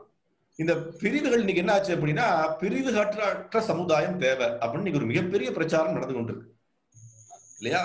பிரிவுகளே தேவையில்லைங்க, எல்லாரும் சமம். அது சாத்தியமா? நீங்களே யோசிச்சு பாருங்க. பிரிவுகளற்ற சமுதாயம் சாத்தியமா? இதுதான் அடுத்த கேள்வி. பிரிவுகளற்ற சமுதாயம் சாத்தியமானா, நீங்க எங்க போனாலும் பிரிவுகள் இருக்கு. ஒரு ஆபீஸுக்கு போனா கூட அங்க தலைவர் இருக்கார், வேலை பார்க்கக்கூடிய பியூன் இருக்கான், கிளீன் பண்ணக்கூடிய ஆசாமி இருக்கார். ஒரு கட்சிக்கு போறோம், அரசியல் கட்சிக்கு, அங்கேயும் தலைவர் ஒருத்தர் இருக்கார். அதற்கு கீழே 4 பேர் இருக்காங்க. அதற்கு கீழே ஒரு திருவிழா நடத்துறதுக்கூடிய நபரும் இருக்கார். எல்லா இடங்களும் இருக்கு. மற்ற வேற ஏதாவது ஒரு நீங்க மதத்துக்கு போனாலும் சரி, மாற்று மதங்கள், கிறிஸ்தவ மதத்திலும் இருக்கு, இஸ்லாமிய மதத்திலும் இருக்கு பிரிவுகள். ஆனால் பேரளவில மட்டும் நாம என்ன சொல்றோம் அப்படின்னா, பிரிவுகளற்ற சமுதாயத்தை உருவாக்கணும், இந்த வர்ணங்கள்லாம் ஜாதி வழிமுறை அப்படின்ற விஷயங்கள்லாம் நம்ம பேசிக்கொண்டிருக்கோம். ஆனால் இந்த வழிமுறை ரொம்ப அவசியம் அப்படின்ற விஷயத்த நாம சிவபெருமானுடைய வாழ்க்கை மூலியமா புரிஞ்சுக்க முடியும். பிராமணர்கள்ன்றது யாரு? இன்னைக்கு எதுக்காக இந்த விஷயம் சொல்றேன் அப்படின்னா, இதே பிராமணர்கள் தான் அங்க வேள்வி நடத்தி கொண்டிருந்தாங்க. அதே வேள்வியில சில தவறுகள் நடந்து விட்டது. அப்ப என்னாச்சு? அந்த வேள்வியை நிப்பாட்ட வேண்டிய விஷயம் வந்து விட்டது. யார் தவறு செய்தார்களோ அதே பிராமணர்கள் இன்னைக்கு சிவபெருமானுக்கு முன்னாடி நிக்கிறாங்க கை கூப்பிட்டு. அவர் என்ன சொல்லல? நீங்க எல்லாம் தவறு இழைத்தவர்கள், நீங்க எப்படி என் கண்ணுக்கு முன்னாடி வந்தீங்க? என் கண்ணுக்கு முன்னாடியே வராதிங்க, உங்களை நான் பார்க்கறதுக்கே விருப்பம் இல்லை. நாம நினைப்போமா இல்லையா? அப்படி என்னுடைய மனைவி இறந்து விட்டாங்க. யாருனால? இந்த அந்தணர்களின் காரணமாக. அவர்களை பார்த்து அவர் கோபப்படலையே. அதுதான் மிக உயர்ந்த வைஷ்ணவ குணம், அதுதான் பிராமணருடைய குணம். அவங்களும் நிக்கிறாங்களா இல்லையா? அகங்காரத்தின் காரணமா நாங்க மிக உயர்ந்தவங்க, நாங்க எதுக்கு போய் அவருக்கு போய் அபிவந்தனம் தெரிவிக்கணும், அவருக்கு நாங்க ஏன் வணக்கம் தெரிவிக்கணும், அதெல்லாம் தெரிவிக்க மாட்டோம் அப்படின்னு சொல்லலாமே. அவங்களும் சொல்லலாம். சோ அப்ப என்ன விஷயம் அப்படின்னா, இந்த வர்ணாசிரம வழிமுறை எப்படி இருந்தது அப்படின்னா, இன்னைக்குதான் பிறப்பு மூலியமா ஆயிடுச்சு. அன்னைக்கு எப்படி இருந்ததுன்னா, குணாதிசயங்கள் காரணமாக யார் ஒருத்தன் ரொம்ப உயர்ந்த குணங்களை வச்சிருக்கானோ அவன் பிராமணனாக கருதப்படுகின்றான். யாரு இதுல பகவத்கீதையில வருது எப்படி இருக்கணும் அப்படின்ற விஷயம். 17ஆவது அத்தியாயத்துல பிராமணனுடைய குணாதிசயம் எப்படி இருக்கணும் அப்படின்னு ரொம்ப அழகா குறிப்பிடப்பட்டிருக்கு. அப்ப இது எல்லாம் சொல்றாரு அவர். யார் சொல்றா? பிரம்மதேவர் சிவபெருமான்ட்ட சொல்றாரு. நீங்க தான் உருவாக்குனீங்க, நீங்க தான் எல்லாத்தையும் செஞ்சீங்க, உங்களாலே கடைசியில் அழிக்கவும் பட்டாச்சு. நீங்க தான் எல்லா விதமான உயிர்வாளிகளை உருவாக்குறீங்க, பிரபஞ்சத்தை உருவாக்குறீங்க. நீங்க தான் அடுத்தவர்களை என்ன பண்றீங்கன்னா தண்டிக்கக்கூடிய விஷயம் நீங்க தான் செய்யறீங்க. ஏன்? அவருடைய இவர் தான் யமராஜா. யமராஜா என்ன பண்றார்? யாரெல்லாம் தண்டனை தகுந்தவர்களோ அவர் தண்டனை கொடுக்கிறார் அவர். அப்ப என்ன அர்த்தம் அப்படின்னா, எனக்கு இதை புரிஞ்சுக்க முடியலையே அப்படின்னு பிரம்மதேவர் அடுத்த ஸ்லோகத்தை சொல்றார். எதை புரிஞ்சுக்க முடியல? எதை புரிஞ்சுக்க முடியல அப்படின்னா, சில விஷயங்களை என்னால புரிஞ்சுக்க முடியல. உதாரணத்துக்கு 2 உதாரணம் சொல்றாரு அவர். என்ன உதாரணம் அப்படின்னா, அஜாமிலனுடைய கதையை சொல்றார். உங்க எல்லாருக்கும் தெரிஞ்சிருக்கும் அஜாமிலனுடைய கதை. பாவ காரியங்கள் செய்யக்கூடிய நபராக இருந்தவர் அஜாமிலன். எல்லா விதமான பாவ காரியங்களை செய்து கொண்டிருந்தான். கடைசி காலத்துல மரணம் தருவாயில் என்ன பண்ணாம, நாராயணா அப்படின்னு தன்னுடைய பையனை அழைச்சாங்க. நாராயணான்னு பையன் அழைச்சோன்னு என்னாச்சு? யம தூதர்கள் அவரை இப்படி கொண்டு போவதற்கு பதிலா விஷ்ணு தூதர்கள் வராங்க. அப்ப மிக மிக கொடூரமான பாவங்களை செய்தவன் அவன். நாராயணான்னு ஒரு வாட்டி சொன்ன உடனே அவன் காப்பாற்றப்படுகின்றான்ற விஷயம் நமக்கு புரியுது. இதேதான் இங்கேயும் நடந்தது. பிரம்மதேவர் சொல்லக்கூடிய விஷயத்தை பாருங்க. தக்ஷனை உருவாக்க வேண்டும், தக்ஷனால் பிரஜாபதினு ஒரு பட்டம் கொடுக்கணும் அப்படின்ற விஷயத்தை செஞ்சதே நீங்க தான். அவன் வேள்விகளை ஆரம்பிக்கணும் லோகக்ஷேமத்துக்காக நம்மகிட்ட சொன்னதும் நீங்க தான். அவன் செய்த மிகச்சிறந்த ஒரு சிறிய தவறு, மிகப்பெரிய தவறு செய்தவர் அஜாமிலன். அவரை காப்பாத்தியாச்சு. ஒரு மிகச்சிறந்த சிறிய தவறு செய்தான் அவன். உங்களுக்கு தகுந்த மரியாதை கொடுக்கல, உங்களுக்கு அவதூறாக சில வார்த்தைகளை பேசிட்டான். அவனை இப்படி கொடுமைப்படுத்தி விட்டீர்களே அப்படின்னு யார் கேட்கிறா? தக்ஷனுடைய தந்தை, சிவபெருமானுடைய தந்தைன்னு கூட சொல்லலாம். யாரு? பிரம்மதேவர் கேட்கிறார். அப்ப இதனுடைய முடிவு என்ன அப்படின்னா, பரம்புருஷராகிய பகவான் அல்லது பகவானினுடைய பிரதிநிதிகள் அல்ல பகவானினுடைய விரிவாக்கமா இருக்கக்கூடிய சிவபெருமான், அந்த மாதிரி நபர்கள் அவர் செய்யக்கூடிய செயல்கள் மற்ற உயிர்வாளிகளுக்கு ஒரு சிறிய ஒரு திட்டத்தை சொல்வதை போலதான் இருக்கும். அவங்க என்ன பண்ணணும், எப்படி வாழணும், எப்படி வாழக்கூடாது, எந்த மாதிரி தவறுகளை செய்யக்கூடாதுன்ற விஷயங்கள்லாம் நமக்கு ஒரு பாடமாகத்தான் அவனுடைய வாழ்க்கை இருக்குன்ற விஷயத்தை பார்க்கிறோம். இதுல வரக்கூடிய விஷயம் என்ன? யார் ஒருவன் தக்ஷனை போல புலனின்பத்திற்காக வேள்விகளை செய்கின்றானோ அவன் அந்த மாதிரி தண்டிக்கப்படுவான் அப்படின்ற விஷயத்தை நம்ம எல்லாருக்கும் பாகம் சொல்லிக் கொடுக்கின்றது. அப்ப விஷயம் என்ன என்ன விஷயம் அப்படின்னா, புலனின்பத்திற்காக வேள்விகள் செய்யணுமா? வேள்வியினுடைய முக்கியமான நோக்கம் என்ன அப்படின்ற விஷயத்தை நம்ம நல்லா புரிஞ்சுக்கணும். அதுதான் இன்னைக்கு தலைப்பும் கூட. என்ன அப்படின்னா, வேள்விகள் எதற்காக நடத்தணும் அப்படின்ற விஷயத்தை நீங்க எல்லாரும் புரிஞ்சுக்கணும். முதல்ல யஜ்ஞார்த்தாத் கர்மணோ அன்யத்ர லோகோயம் கர்ம பந்தனஹா அப்படின்னு பகவத்கீதை கிருஷ்ணர் சொல்றார். யஜ்ஞார்த்தாத் கர்மணோ அன்யத்ர லோகோயம் கர்ம பந்தனஹா. நாம யஜ்ஞங்கள் பண்ணாமல் செய்யக்கூடிய எந்த செயலும் கர்ம பந்தனஹா, நம்மளை பந்தப்படுத்தக்கூடிய செயலாத்தான் இருக்கும். நாம யஜ்ஞம் செய்யல அப்படின்னு சொல்லிட்டோம் அப்படின்னா நாம என்ன பண்ண முடியும்? நாம ஏதாவது ஒரு விஷயம் யஜ்ஞம் பண்ணாம செஞ்சுட்டோம் அப்படின்னா நாம கண்டிப்பாக அது கர்ம பந்தனாகத்தான் மாறும் அப்படின்ற விஷயத்த பார்க்கிறோம். அப்ப நம்ம பண்ணக்கூடிய யஜ்ஞம் எதற்காக பண்ணணும் அப்படின்னா, பகவானை திருப்திப்படுத்தணும். பகவானை எப்படி நமக்காக எல்லாம் கொடுத்திருக்காரு இல்லையா? இன்னைக்கு உதாரணத்துக்கு நம்மளாம் வாழ்ந்து கொண்டிருக்கோம். நம்மளுக்கு சுவாசம் அழகான ஒரு உதாரணம் எனக்கு ஞாபகம் வருது. என்ன அப்படின்னா, ஒரு நபர் இன்னைக்கு காலையில ஒருத்தரை பார்க்கும்போது சொன்ன ஒரு சின்ன ஒரு நிகழ்வு எனக்கு எல்லாம் பகிரணும்னு ஆசைப்பட்டேன். என்ன அப்படின்னா, ஒருத்தர் கடைசி இப்ப இந்த கொரோனா காலத்துல இருக்கு இல்லையா? இந்த கொரோனா காலத்துல பாவம் கஷ்டப்பட்டு கொண்டு ஆஸ்பத்திரியில அனுமதிக்கப்பட்டிருக்காரு. அவருக்கு அந்த ஆக்சிஜன் அந்த தேவை இருக்கனால ஆக்சிஜன் மாஸ்க் கொடுத்திருக்காங்க. ஆக்சிஜன் சுவாசித்துக் கொண்டிருக்காரு. டாக்டர்கள் சொல்றாங்க, இந்த ஆக்சிஜன் பொருத்துறதுக்கு இவ்வளவு செலவாகும், உங்களால கொடுக்க முடியுமா அப்படின்னு கேட்டிருக்காங்க. அவர் உடனே என்ன பண்ணிருக்காரு அப்படின்னா, கொஞ்ச நேரம் கழிச்சு கண்ணுல இருந்து தண்ணீர் வந்திருக்கு. கண்ணுல இருந்து தண்ணீர் வந்த உடனே அந்த டாக்டர்கள் என்ன சொன்னாங்களா, மருத்துவர்கள், சார் உங்கள்கிட்ட அவ்வளவு பணம் இல்லைன்னா விட்டுருங்க, கொஞ்சம் கம்மியா கொடுங்க, அதற்காக அழுக வேண்டாம் அப்படின்னு சொல்லியிருக்காங்க. அதுக்கு அந்த நபர் சொன்னாரா, என்ன அப்படின்னா, நீங்க 5 நிமிஷமா எனக்கு வந்து ஆக்சிஜன் கொடுத்து கொண்டிருக்கீங்க. இன்னும் கொஞ்ச நேரம் கொடுப்பீங்க. நான் உயிர் வாழ்ந்தால் கொஞ்ச நேரம் வரை கொடுக்க போறீங்க. இந்த ஆக்சிஜன் கொடுப்பதற்கு நீங்க ஒரு 55,000 ரூபாய் என்னமோ வந்து பில்லு கொடுத்திருக்கீங்க. நான் வந்து 70 வருடங்களா எனக்கு வந்து ஆக்சிஜன் கொடுத்து கொண்டிருந்தாரு அவர் பகவான். அவருக்கு அப்ப நான் எவ்வளவு கொடுக்கணும் அப்ப நான் அப்படின்ற விஷயத்தை முன் வச்சாராம். அதான உண்மை. நாம சுவாசிக்கக்கூடிய இன்னைக்கு ஆக்சிஜனுடைய ஒரு தட்டுப்பாடு இருக்கு. நமக்கு தெரியுது. ஆக்சிஜனுடைய மதிப்பு தெரியுது. நாமெல்லாம் நீங்க யோசிச்சோமா? இவ்வளவு ஆக்சிஜன் உள்ள சுவாசித்துக் கொண்டிருக்கோமே. ஒவ்வொரு நிமிடமும் இவ்வளவு தடவை நம்ம ஆக்சிஜன் சுவாசித்துக் கொண்டிருக்கோம். யார் கொடுக்கிறா? பகவான் கொடுக்கிறார். பகவானினுடைய கட்டளையின் கீழ் தேவர்கள் கொடுக்கிறாங்க. அப்ப அந்த தேவர்களுக்கு நாம எப்படி வந்தனை தெரிவிக்க போறோம்? யஜ்ஞங்கள் மூலியமா வந்தனை தெரிவிக்கணும். அவர்களை திருப்திப்படுத்துறோம். அவர்களை திருப்திப்படுத்துவதன் மூலியமா என்ன ஆகுது? இவன் எல்லாரும் திருப்தி அடைறாங்க அப்படின்ற விஷயத்த பார்க்கிறோம். இதை கடைசி இந்த விஷயத்தை இன்னும் வந்து நம்ம விராறு பார்க்கறதுக்கு முன்னாடி 53வது ஸ்லோகம் வருது. அந்த 53வது ஸ்லோகத்துல இதை திருப்பியும் மறுபடியும் பிரம்மதேவர் கடைசி ஸ்லோகம், இந்த தலைப்பினுடைய கடைசி ஸ்லோகம், அத பிரம்மதேவர் இங்க அழகாக சொல்லுகின்றார். இந்த வேள்விகள் எதற்காக நடத்தணும்? இந்த வேள்விகள்ன்றது எதனுடைய முக்கியத்துவம் என்ன? அதுவும் புலனின்ப செயல்கள் தானா அப்படின்ற விஷயத்த நாம சொல்லக்கூடாது. யார் சொல்லணும்? இந்த பிரபஞ்சத்தினுடைய எஜமானன் சொல்றார். யாரு? பிரம்மதேவர். அதை நீங்க எல்லாரும் நீங்க பார்க்கலாம். 4வது ஸ்கந்தம் 6வது அத்தியாயம் 53வது ஸ்லோகம். இது உங்களுக்கு முன்னாடி இருக்கு. அழகான ஸ்லோகம் இதுவும். என்ன அப்படின்னா, ஏஷா து ருத்ரபாகஸ்து யத் உச்சிஷ்டோ அதர்வஸ்யவை யஜ்ஞஸ்து ருத்ரபாகேன கல்பதாம் ஆத்ய யஜ்ஞஹான். அவர் என்ன சொல்றாரு அப்படின்னா, ஏஷஸ்து ருத்ரபாகஸ்து, ருத்ரனே உன்னுடைய பாகத்தை கொடுக்க மறந்துட்டாங்க அவங்க. நடந்தது அதானே. அவருடைய பாகத்தை கொடுக்கல, அவருக்கு கொடுக்க வேண்டிய மரியாதையை கொடுக்கல. ஏஷஸ்து ருத்ரபாகஸ்து யத் உச்சிஷ்டோ அதர்வஸ்யவை, உங்களுடைய அனுமதியினால என்ன பண்ணட்டும், அந்த நின்று போன அந்த வேள்வி நடக்கட்டுமே, லோகக்ஷேமத்துக்காக நடந்த அந்த வேள்வி திருப்பி நடக்கட்டுமே அப்படின்ற விஷயத்தை முன்வைக்கின்றார். யக்ஞஸ்து ருத்ரபாகேன, நீங்க உங்களுடைய பாகத்தை வந்து ஏற்றுக்கொண்டுட்டீங்க அப்படின்னா அப்ப அந்த வேள்வி பூரணமடையும். கல்பதாம் அத்ய யஜ்ஞஹான், அந்த யஜ்ஞத்தை நிப்பாட்டியவரே நீங்களே அந்த யஜ்ஞத்தை முடித்து விட்டீர்கள், முடித்து விட்டு செல்லுங்கள் அப்படின்ற விஷயத்தை முன்வைக்கின்றார் அவர். அதனுடைய மொழிபெயர்ப்பு கீழே இருக்கு. ஓ வேள்வியினை அளித்தவரே, வேள்வியில் உமக்குரிய அவிர்வாகத்தினை பெற்று உமது கருணையினால் அவ்வேள்வியிலை நிறைவேற்றுவீராக அப்படின்ற விஷயத்த யார் சொல்றார்? அவருக்கு பணிவுடன் நம்ம பிரம்மதேவர் சொல்றார். அவர் பணிவுடன் சொல்றார். என்ன அப்படின்னா, இங்க நிறைய விஷயம் நம்ம புரிஞ்சுக்கணும்.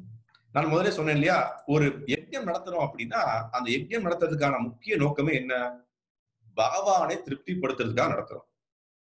அப்ப இன்னைக்கு உதாரணத்துக்கு வச்சுப்போம். நம்ம ஒரு ஆபீஸ்ல வேலை பார்க்கிறோம். அந்த ஆபீஸ்ல நம்ம வேலை பார்க்கறதுக்கான முக்கிய நோக்கம் என்ன? அந்த எஜமானை திருப்திப்படுத்துறதுக்காக வேலை செய்யறோம். அக்கௌண்ட்ஸ் எழுதுறோம், அல்லது ஏதாவது விற்கிறோம், அல்லது ஒருத்தர் போன்ல பேசுறோம், அல்லது பிசினஸை வளர்க்கணும்னு பாக்குறோம். இது எல்லாம் எதற்காக பண்றோம்? எஜமானன் திருப்தி அடையறானா? அப்ப நம்மளுடைய வாழ்க்கை எப்படி இருக்கணும்? அந்த எஜமானன் திருப்தி அடைகிறாரா? என்னுடைய வாழ்க்கையினால் அவர் திருப்தி அடைஞ்சாரா? அதுதான் நம்ம வாழ்க்கையினுடைய நோக்கமா இருக்கணும். நாம செய்யக்கூடிய ஒவ்வொரு செயலும் நாம் எப்படி யோசிக்கணும் அப்படின்னா, நான் இந்த செயலை இப்ப செய்யறேன், இந்த செயலை செய்வதனால் அந்த எஜமான திருப்தி அடைவாரா? நான் சினிமாவை போய் பார்க்கிறேன், நான் சினிமாவுக்கு போய் பார்க்கும் போது நான் பார்க்கக்கூடிய சினிமாவினால் அந்த எஜமான திருப்தி அடைவாரா? நான் மாமிசம் எடுத்துக்கொள்றேன், இந்த மாமிசம் சாப்பிடுவதனால் எஜமான திருப்தி அடைவாரா? இந்த கேள்வியை நாம கேட்டுக்கொண்டே இருக்கணும். யஜ்ஞம்ன்றது என்ன அப்படின்னா ரொம்ப முக்கியம். அதுதான் நம்ம வந்து யஜ்ஞம்ன்றது எதுக்காக பண்றோம்? அந்த தேவர்களை திருப்திப்படுத்துறதுக்காக பண்றோம். நமக்கு கொடுத்திருக்க எல்லா வஸ்துக்கள், ஆக்சிஜன்ல இருந்து, தண்ணீர்ல இருந்து, நமக்கு தேவையான அனைத்து, இந்த துணியிலிருந்து, சாப்பாடுல இருந்து எல்லாம் யாரு தரா? தேவர்கள் தராங்க. யாருடைய கட்டளையினால்? பகவானுடைய கட்டளையினால் தராங்க. அவங்களை நன்றி தெரிவிக்கிறது தான் யஜ்ஞம்.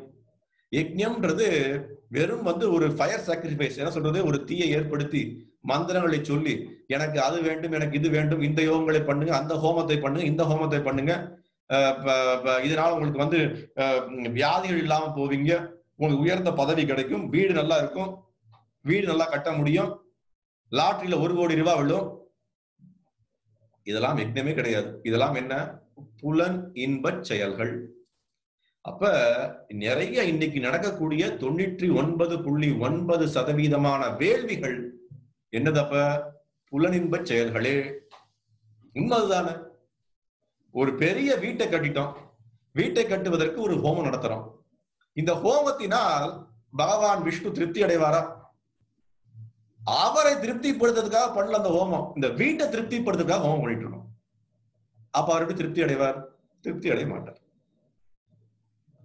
யஜ்ஞம்ன்றது என்ன அப்படின்னா, வெறும் அந்த வேள்வி நடத்துறது மட்டும் யஜ்ஞம் இல்ல. உதாரணத்துக்கு சொல்றேன், நிறைய யஜ்ஞம்ன்றது என்ன, பகவானை திருப்திப்படுத்துறோம்.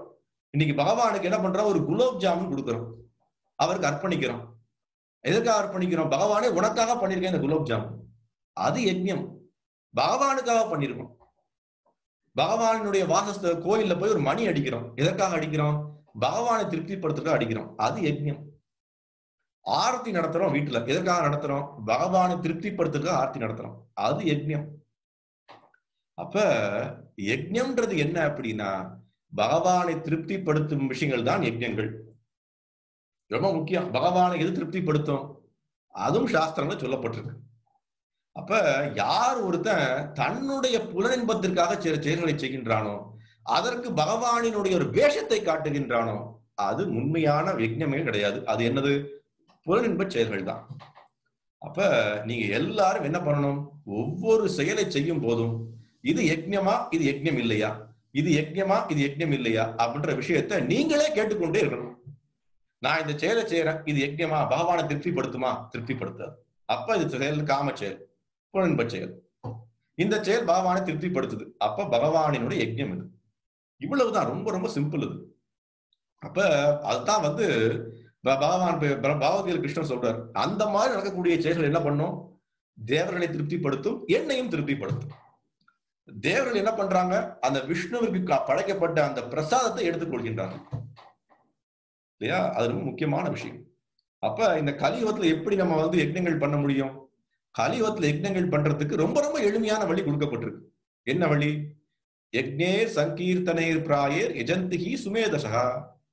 பாகவத சொல்லப்பட்டிருக்கு. கலியுகத்துல சுமேதசகா ஒருத்தனை அறிவாளி, மேதசா அப்படின்னு அறிவாளி. சுமேதசகான என்ன? மிகவும் அறிவாளி. யாரு மிகவும் அறிவாளி? என்ன சொல்றது? யஜ்ஞேர் சங்கீர்த்தனேர் பிராயர். யார் ஒருத்தன் சங்கீர்த்தனம் பண்றானோ இந்த கலியுகத்துல அவன்தான் சுமேதசகா, அவன்தான் மிகச்சிறந்த அறிவாளி. அப்ப நாம எல்லாரும் என்ன பண்றோம்? அதுக்குத்தான் என்ன பண்றோம்? இந்த மாலையில சொல்றோம், ஹரே கிருஷ்ணா கிருஷ்ண கிருஷ்ணா ஹரே ஹரே, ஹரே ராம் ராம ராம் ஹரே ஹரேன்னு பகவானுடைய நாமங்களை சொல்றோம். பகவான்கிட்ட கேட்கிறோம், உங்களுடைய சேவையில ஈடுபடுத்துங்கள் விஷயத்தை நாம என்ன பண்றோம்? பணிவுடன் பகவானிடம் கேட்டுக்கொள்கின்றோம். அதுதான் யஜ்ஞங்கள். நாம நம்மளுடைய சங்கீர்த்தனத்தின் மூலியமா பகவானை திருப்திப்படுத்த முடியும். பெரிய பெரிய வேள்விகள் நடத்த வேண்டிய அவசியம் இல்ல. பெரிய பெரிய ஆடம்பரமான விஷயங்களை செய்ய வேண்டிய அவசியம் இல்ல. ரொம்ப ரொம்ப எளிமை. பகவானினுடைய நாமங்களை இந்த நாக்கு மூலியமா சொல்றதுக்கு ரொம்ப கஷ்டமா? எவ்வளவோ விஷயங்களை சொல்லிக் கொண்டிருக்கோம். ஒவ்வொரு நாளும் சினிமா பாடல்களை பாடுறோம், அரசியலை பற்றி பேசிக் கொண்டிருக்கோம், தேவையில்லாத விஷயங்களை பேசிக் கொண்டிருக்கோம், கால் புணர்ச்சிகளை வெளிப்படுத்திக் கொண்டிருக்கோம். பகவானுடைய நாமங்களை சொல்ல முடியாதா? அதுக்கு என்ன குறை? நம்மளுடைய உதடுகள் அவ்வளவு கனமா போய்விட்டதா? பகவானினுடைய நாமங்களை சொல்லுவது ராமா அப்படின்னு சொல்லும் போது 2 உதடு அடையணும். அந்த உதடு அசைவதற்கு கஷ்டமா இருக்கு. ஆனா அதே உதடு வேற விற்றமான விஷயங்களை சொல்வதற்கு ரொம்ப ஆனந்தம் அடையுது. அப்ப நமது வாழ்க்கையை நம்ம என்ன பண்ணோம்? கொஞ்சம் நெறிமுறைப்படுத்தணும். அது எப்படி படுத்த முடியும்? பகவானினுடைய நாமங்களை சொல்லுவதன் மூலியமா நாம தூய்மை அடைகிறோம். நாம தூய்மை அடையும் போது பகவானுடைய சேவையில் ஈடுபடுவதற்கான ஆர்வம் நமக்கு தானாக வரும். சோ இது நம்ம இன்னைக்கு ரொம்ப ரொம்ப முக்கியமான விஷயத்தை நீங்க பார்த்திருக்கோம்.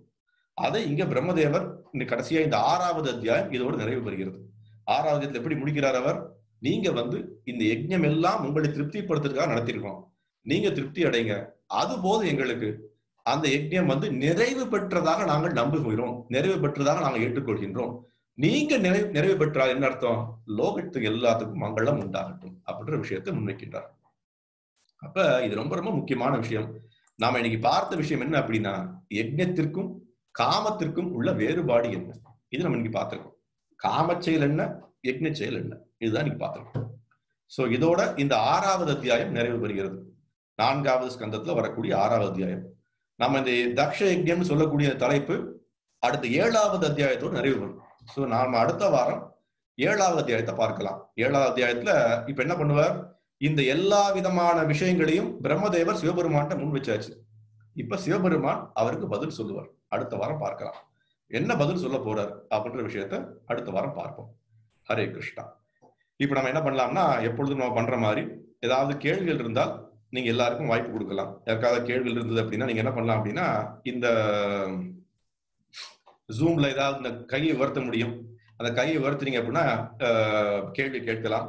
அல்லது வேற யாருக்காவது வந்து கேள்விகள் கேட்கணும் அப்படின்னு நினைச்சீங்க அப்படின்னா நீங்க என்ன பண்ணலாம் அப்படின்னா, இந்த சாட் விண்டோலையும் உங்களுடைய கேள்விகளை அனுப்பலாம். அதையும் நீங்க பண்ணலாம். முதல்ல வந்து இங்க கங்காராம் அப்படின்றவர் கையை உயர்த்திருக்கார். அவர் கேள்வி கேட்கிறாருன்னு பார்ப்போம். பிரபு, அவிர்வாகம் குறித்து சற்று விளக்கமாக கூறவும்.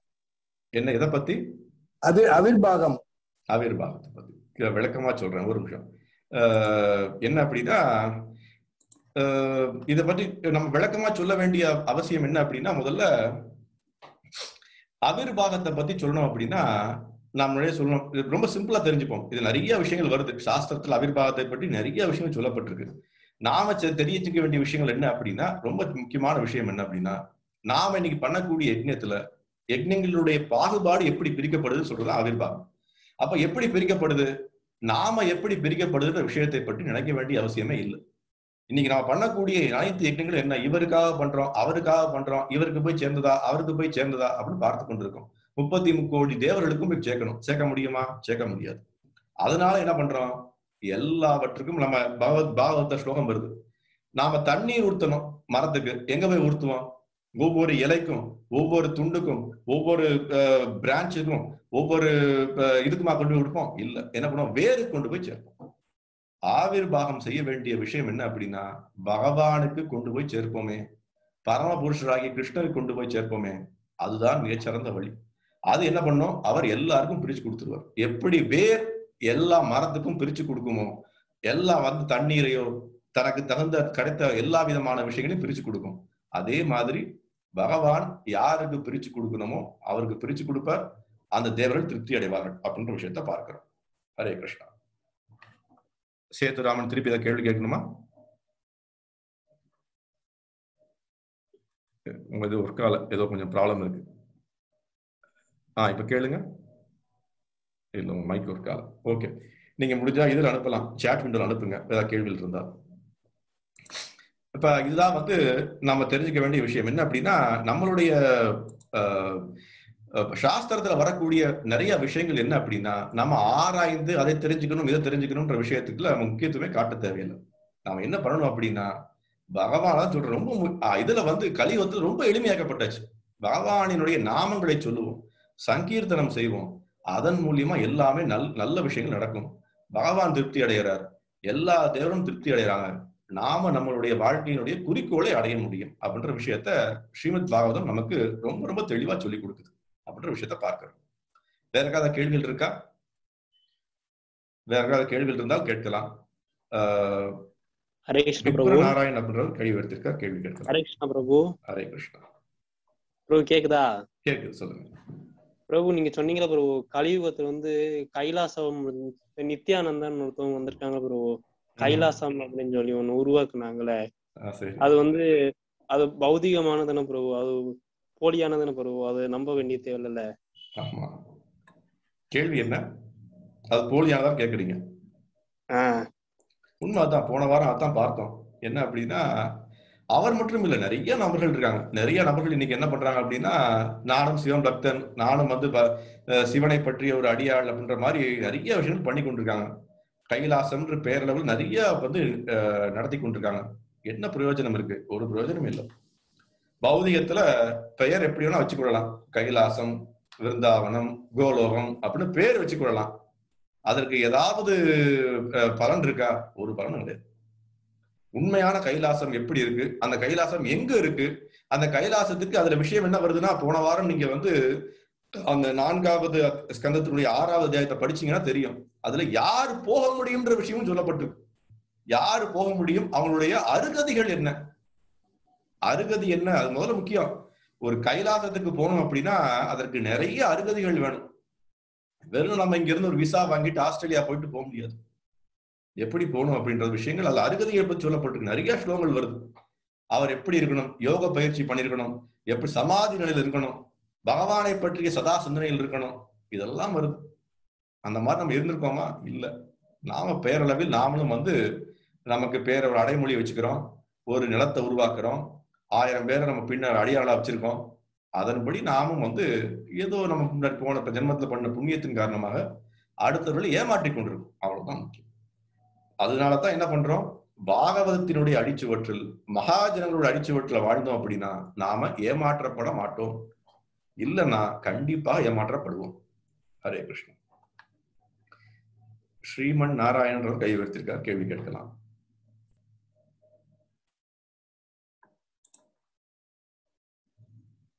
கேள்வி இருக்கா? ஹரே கிருஷ்ணா பிரபு. ஹரே கிருஷ்ணா, கேட்கலாம் கேள்வி. சொல்லுங்க. வாசையை கழுத்துல வச்சிருக்காரு, என்ன அர்த்தம் சொல்லுங்க. எனக்கு நீ கேட்ட கேள்வி எனக்கு சரியா கழுத்துல வச்சிருக்காரு. ஆமா, சிவபெருமான் வாசையை கழுத்துல வச்சிருக்காரு. சரி. கையில சூலாயுதம் வச்சிருக்காரு, எந்த நன்மைக்காக வச்சிருக்காரு? ஓகே. ஹரே கிருஷ்ணா. என்ன அப்படின்னா, அவர் எந்த நன்மைக்காக வச்சிருக்கார், சூழாயுதம் எதற்காக வச்சிருக்கார், வாசு எதற்காக வச்சிருக்கார் அப்படின்ற விஷயத்த கேட்டீங்க. என்ன அப்படின்னா, அது என்னன்ற வர்ணனை வருது, சிவபுராணத்தை பார்க்கலாம், அதனுடைய வர்ணனைகள் வருது. அதனுடைய அந்த சூலம்ன்றது முக்காலங்களையும் குறிக்குது.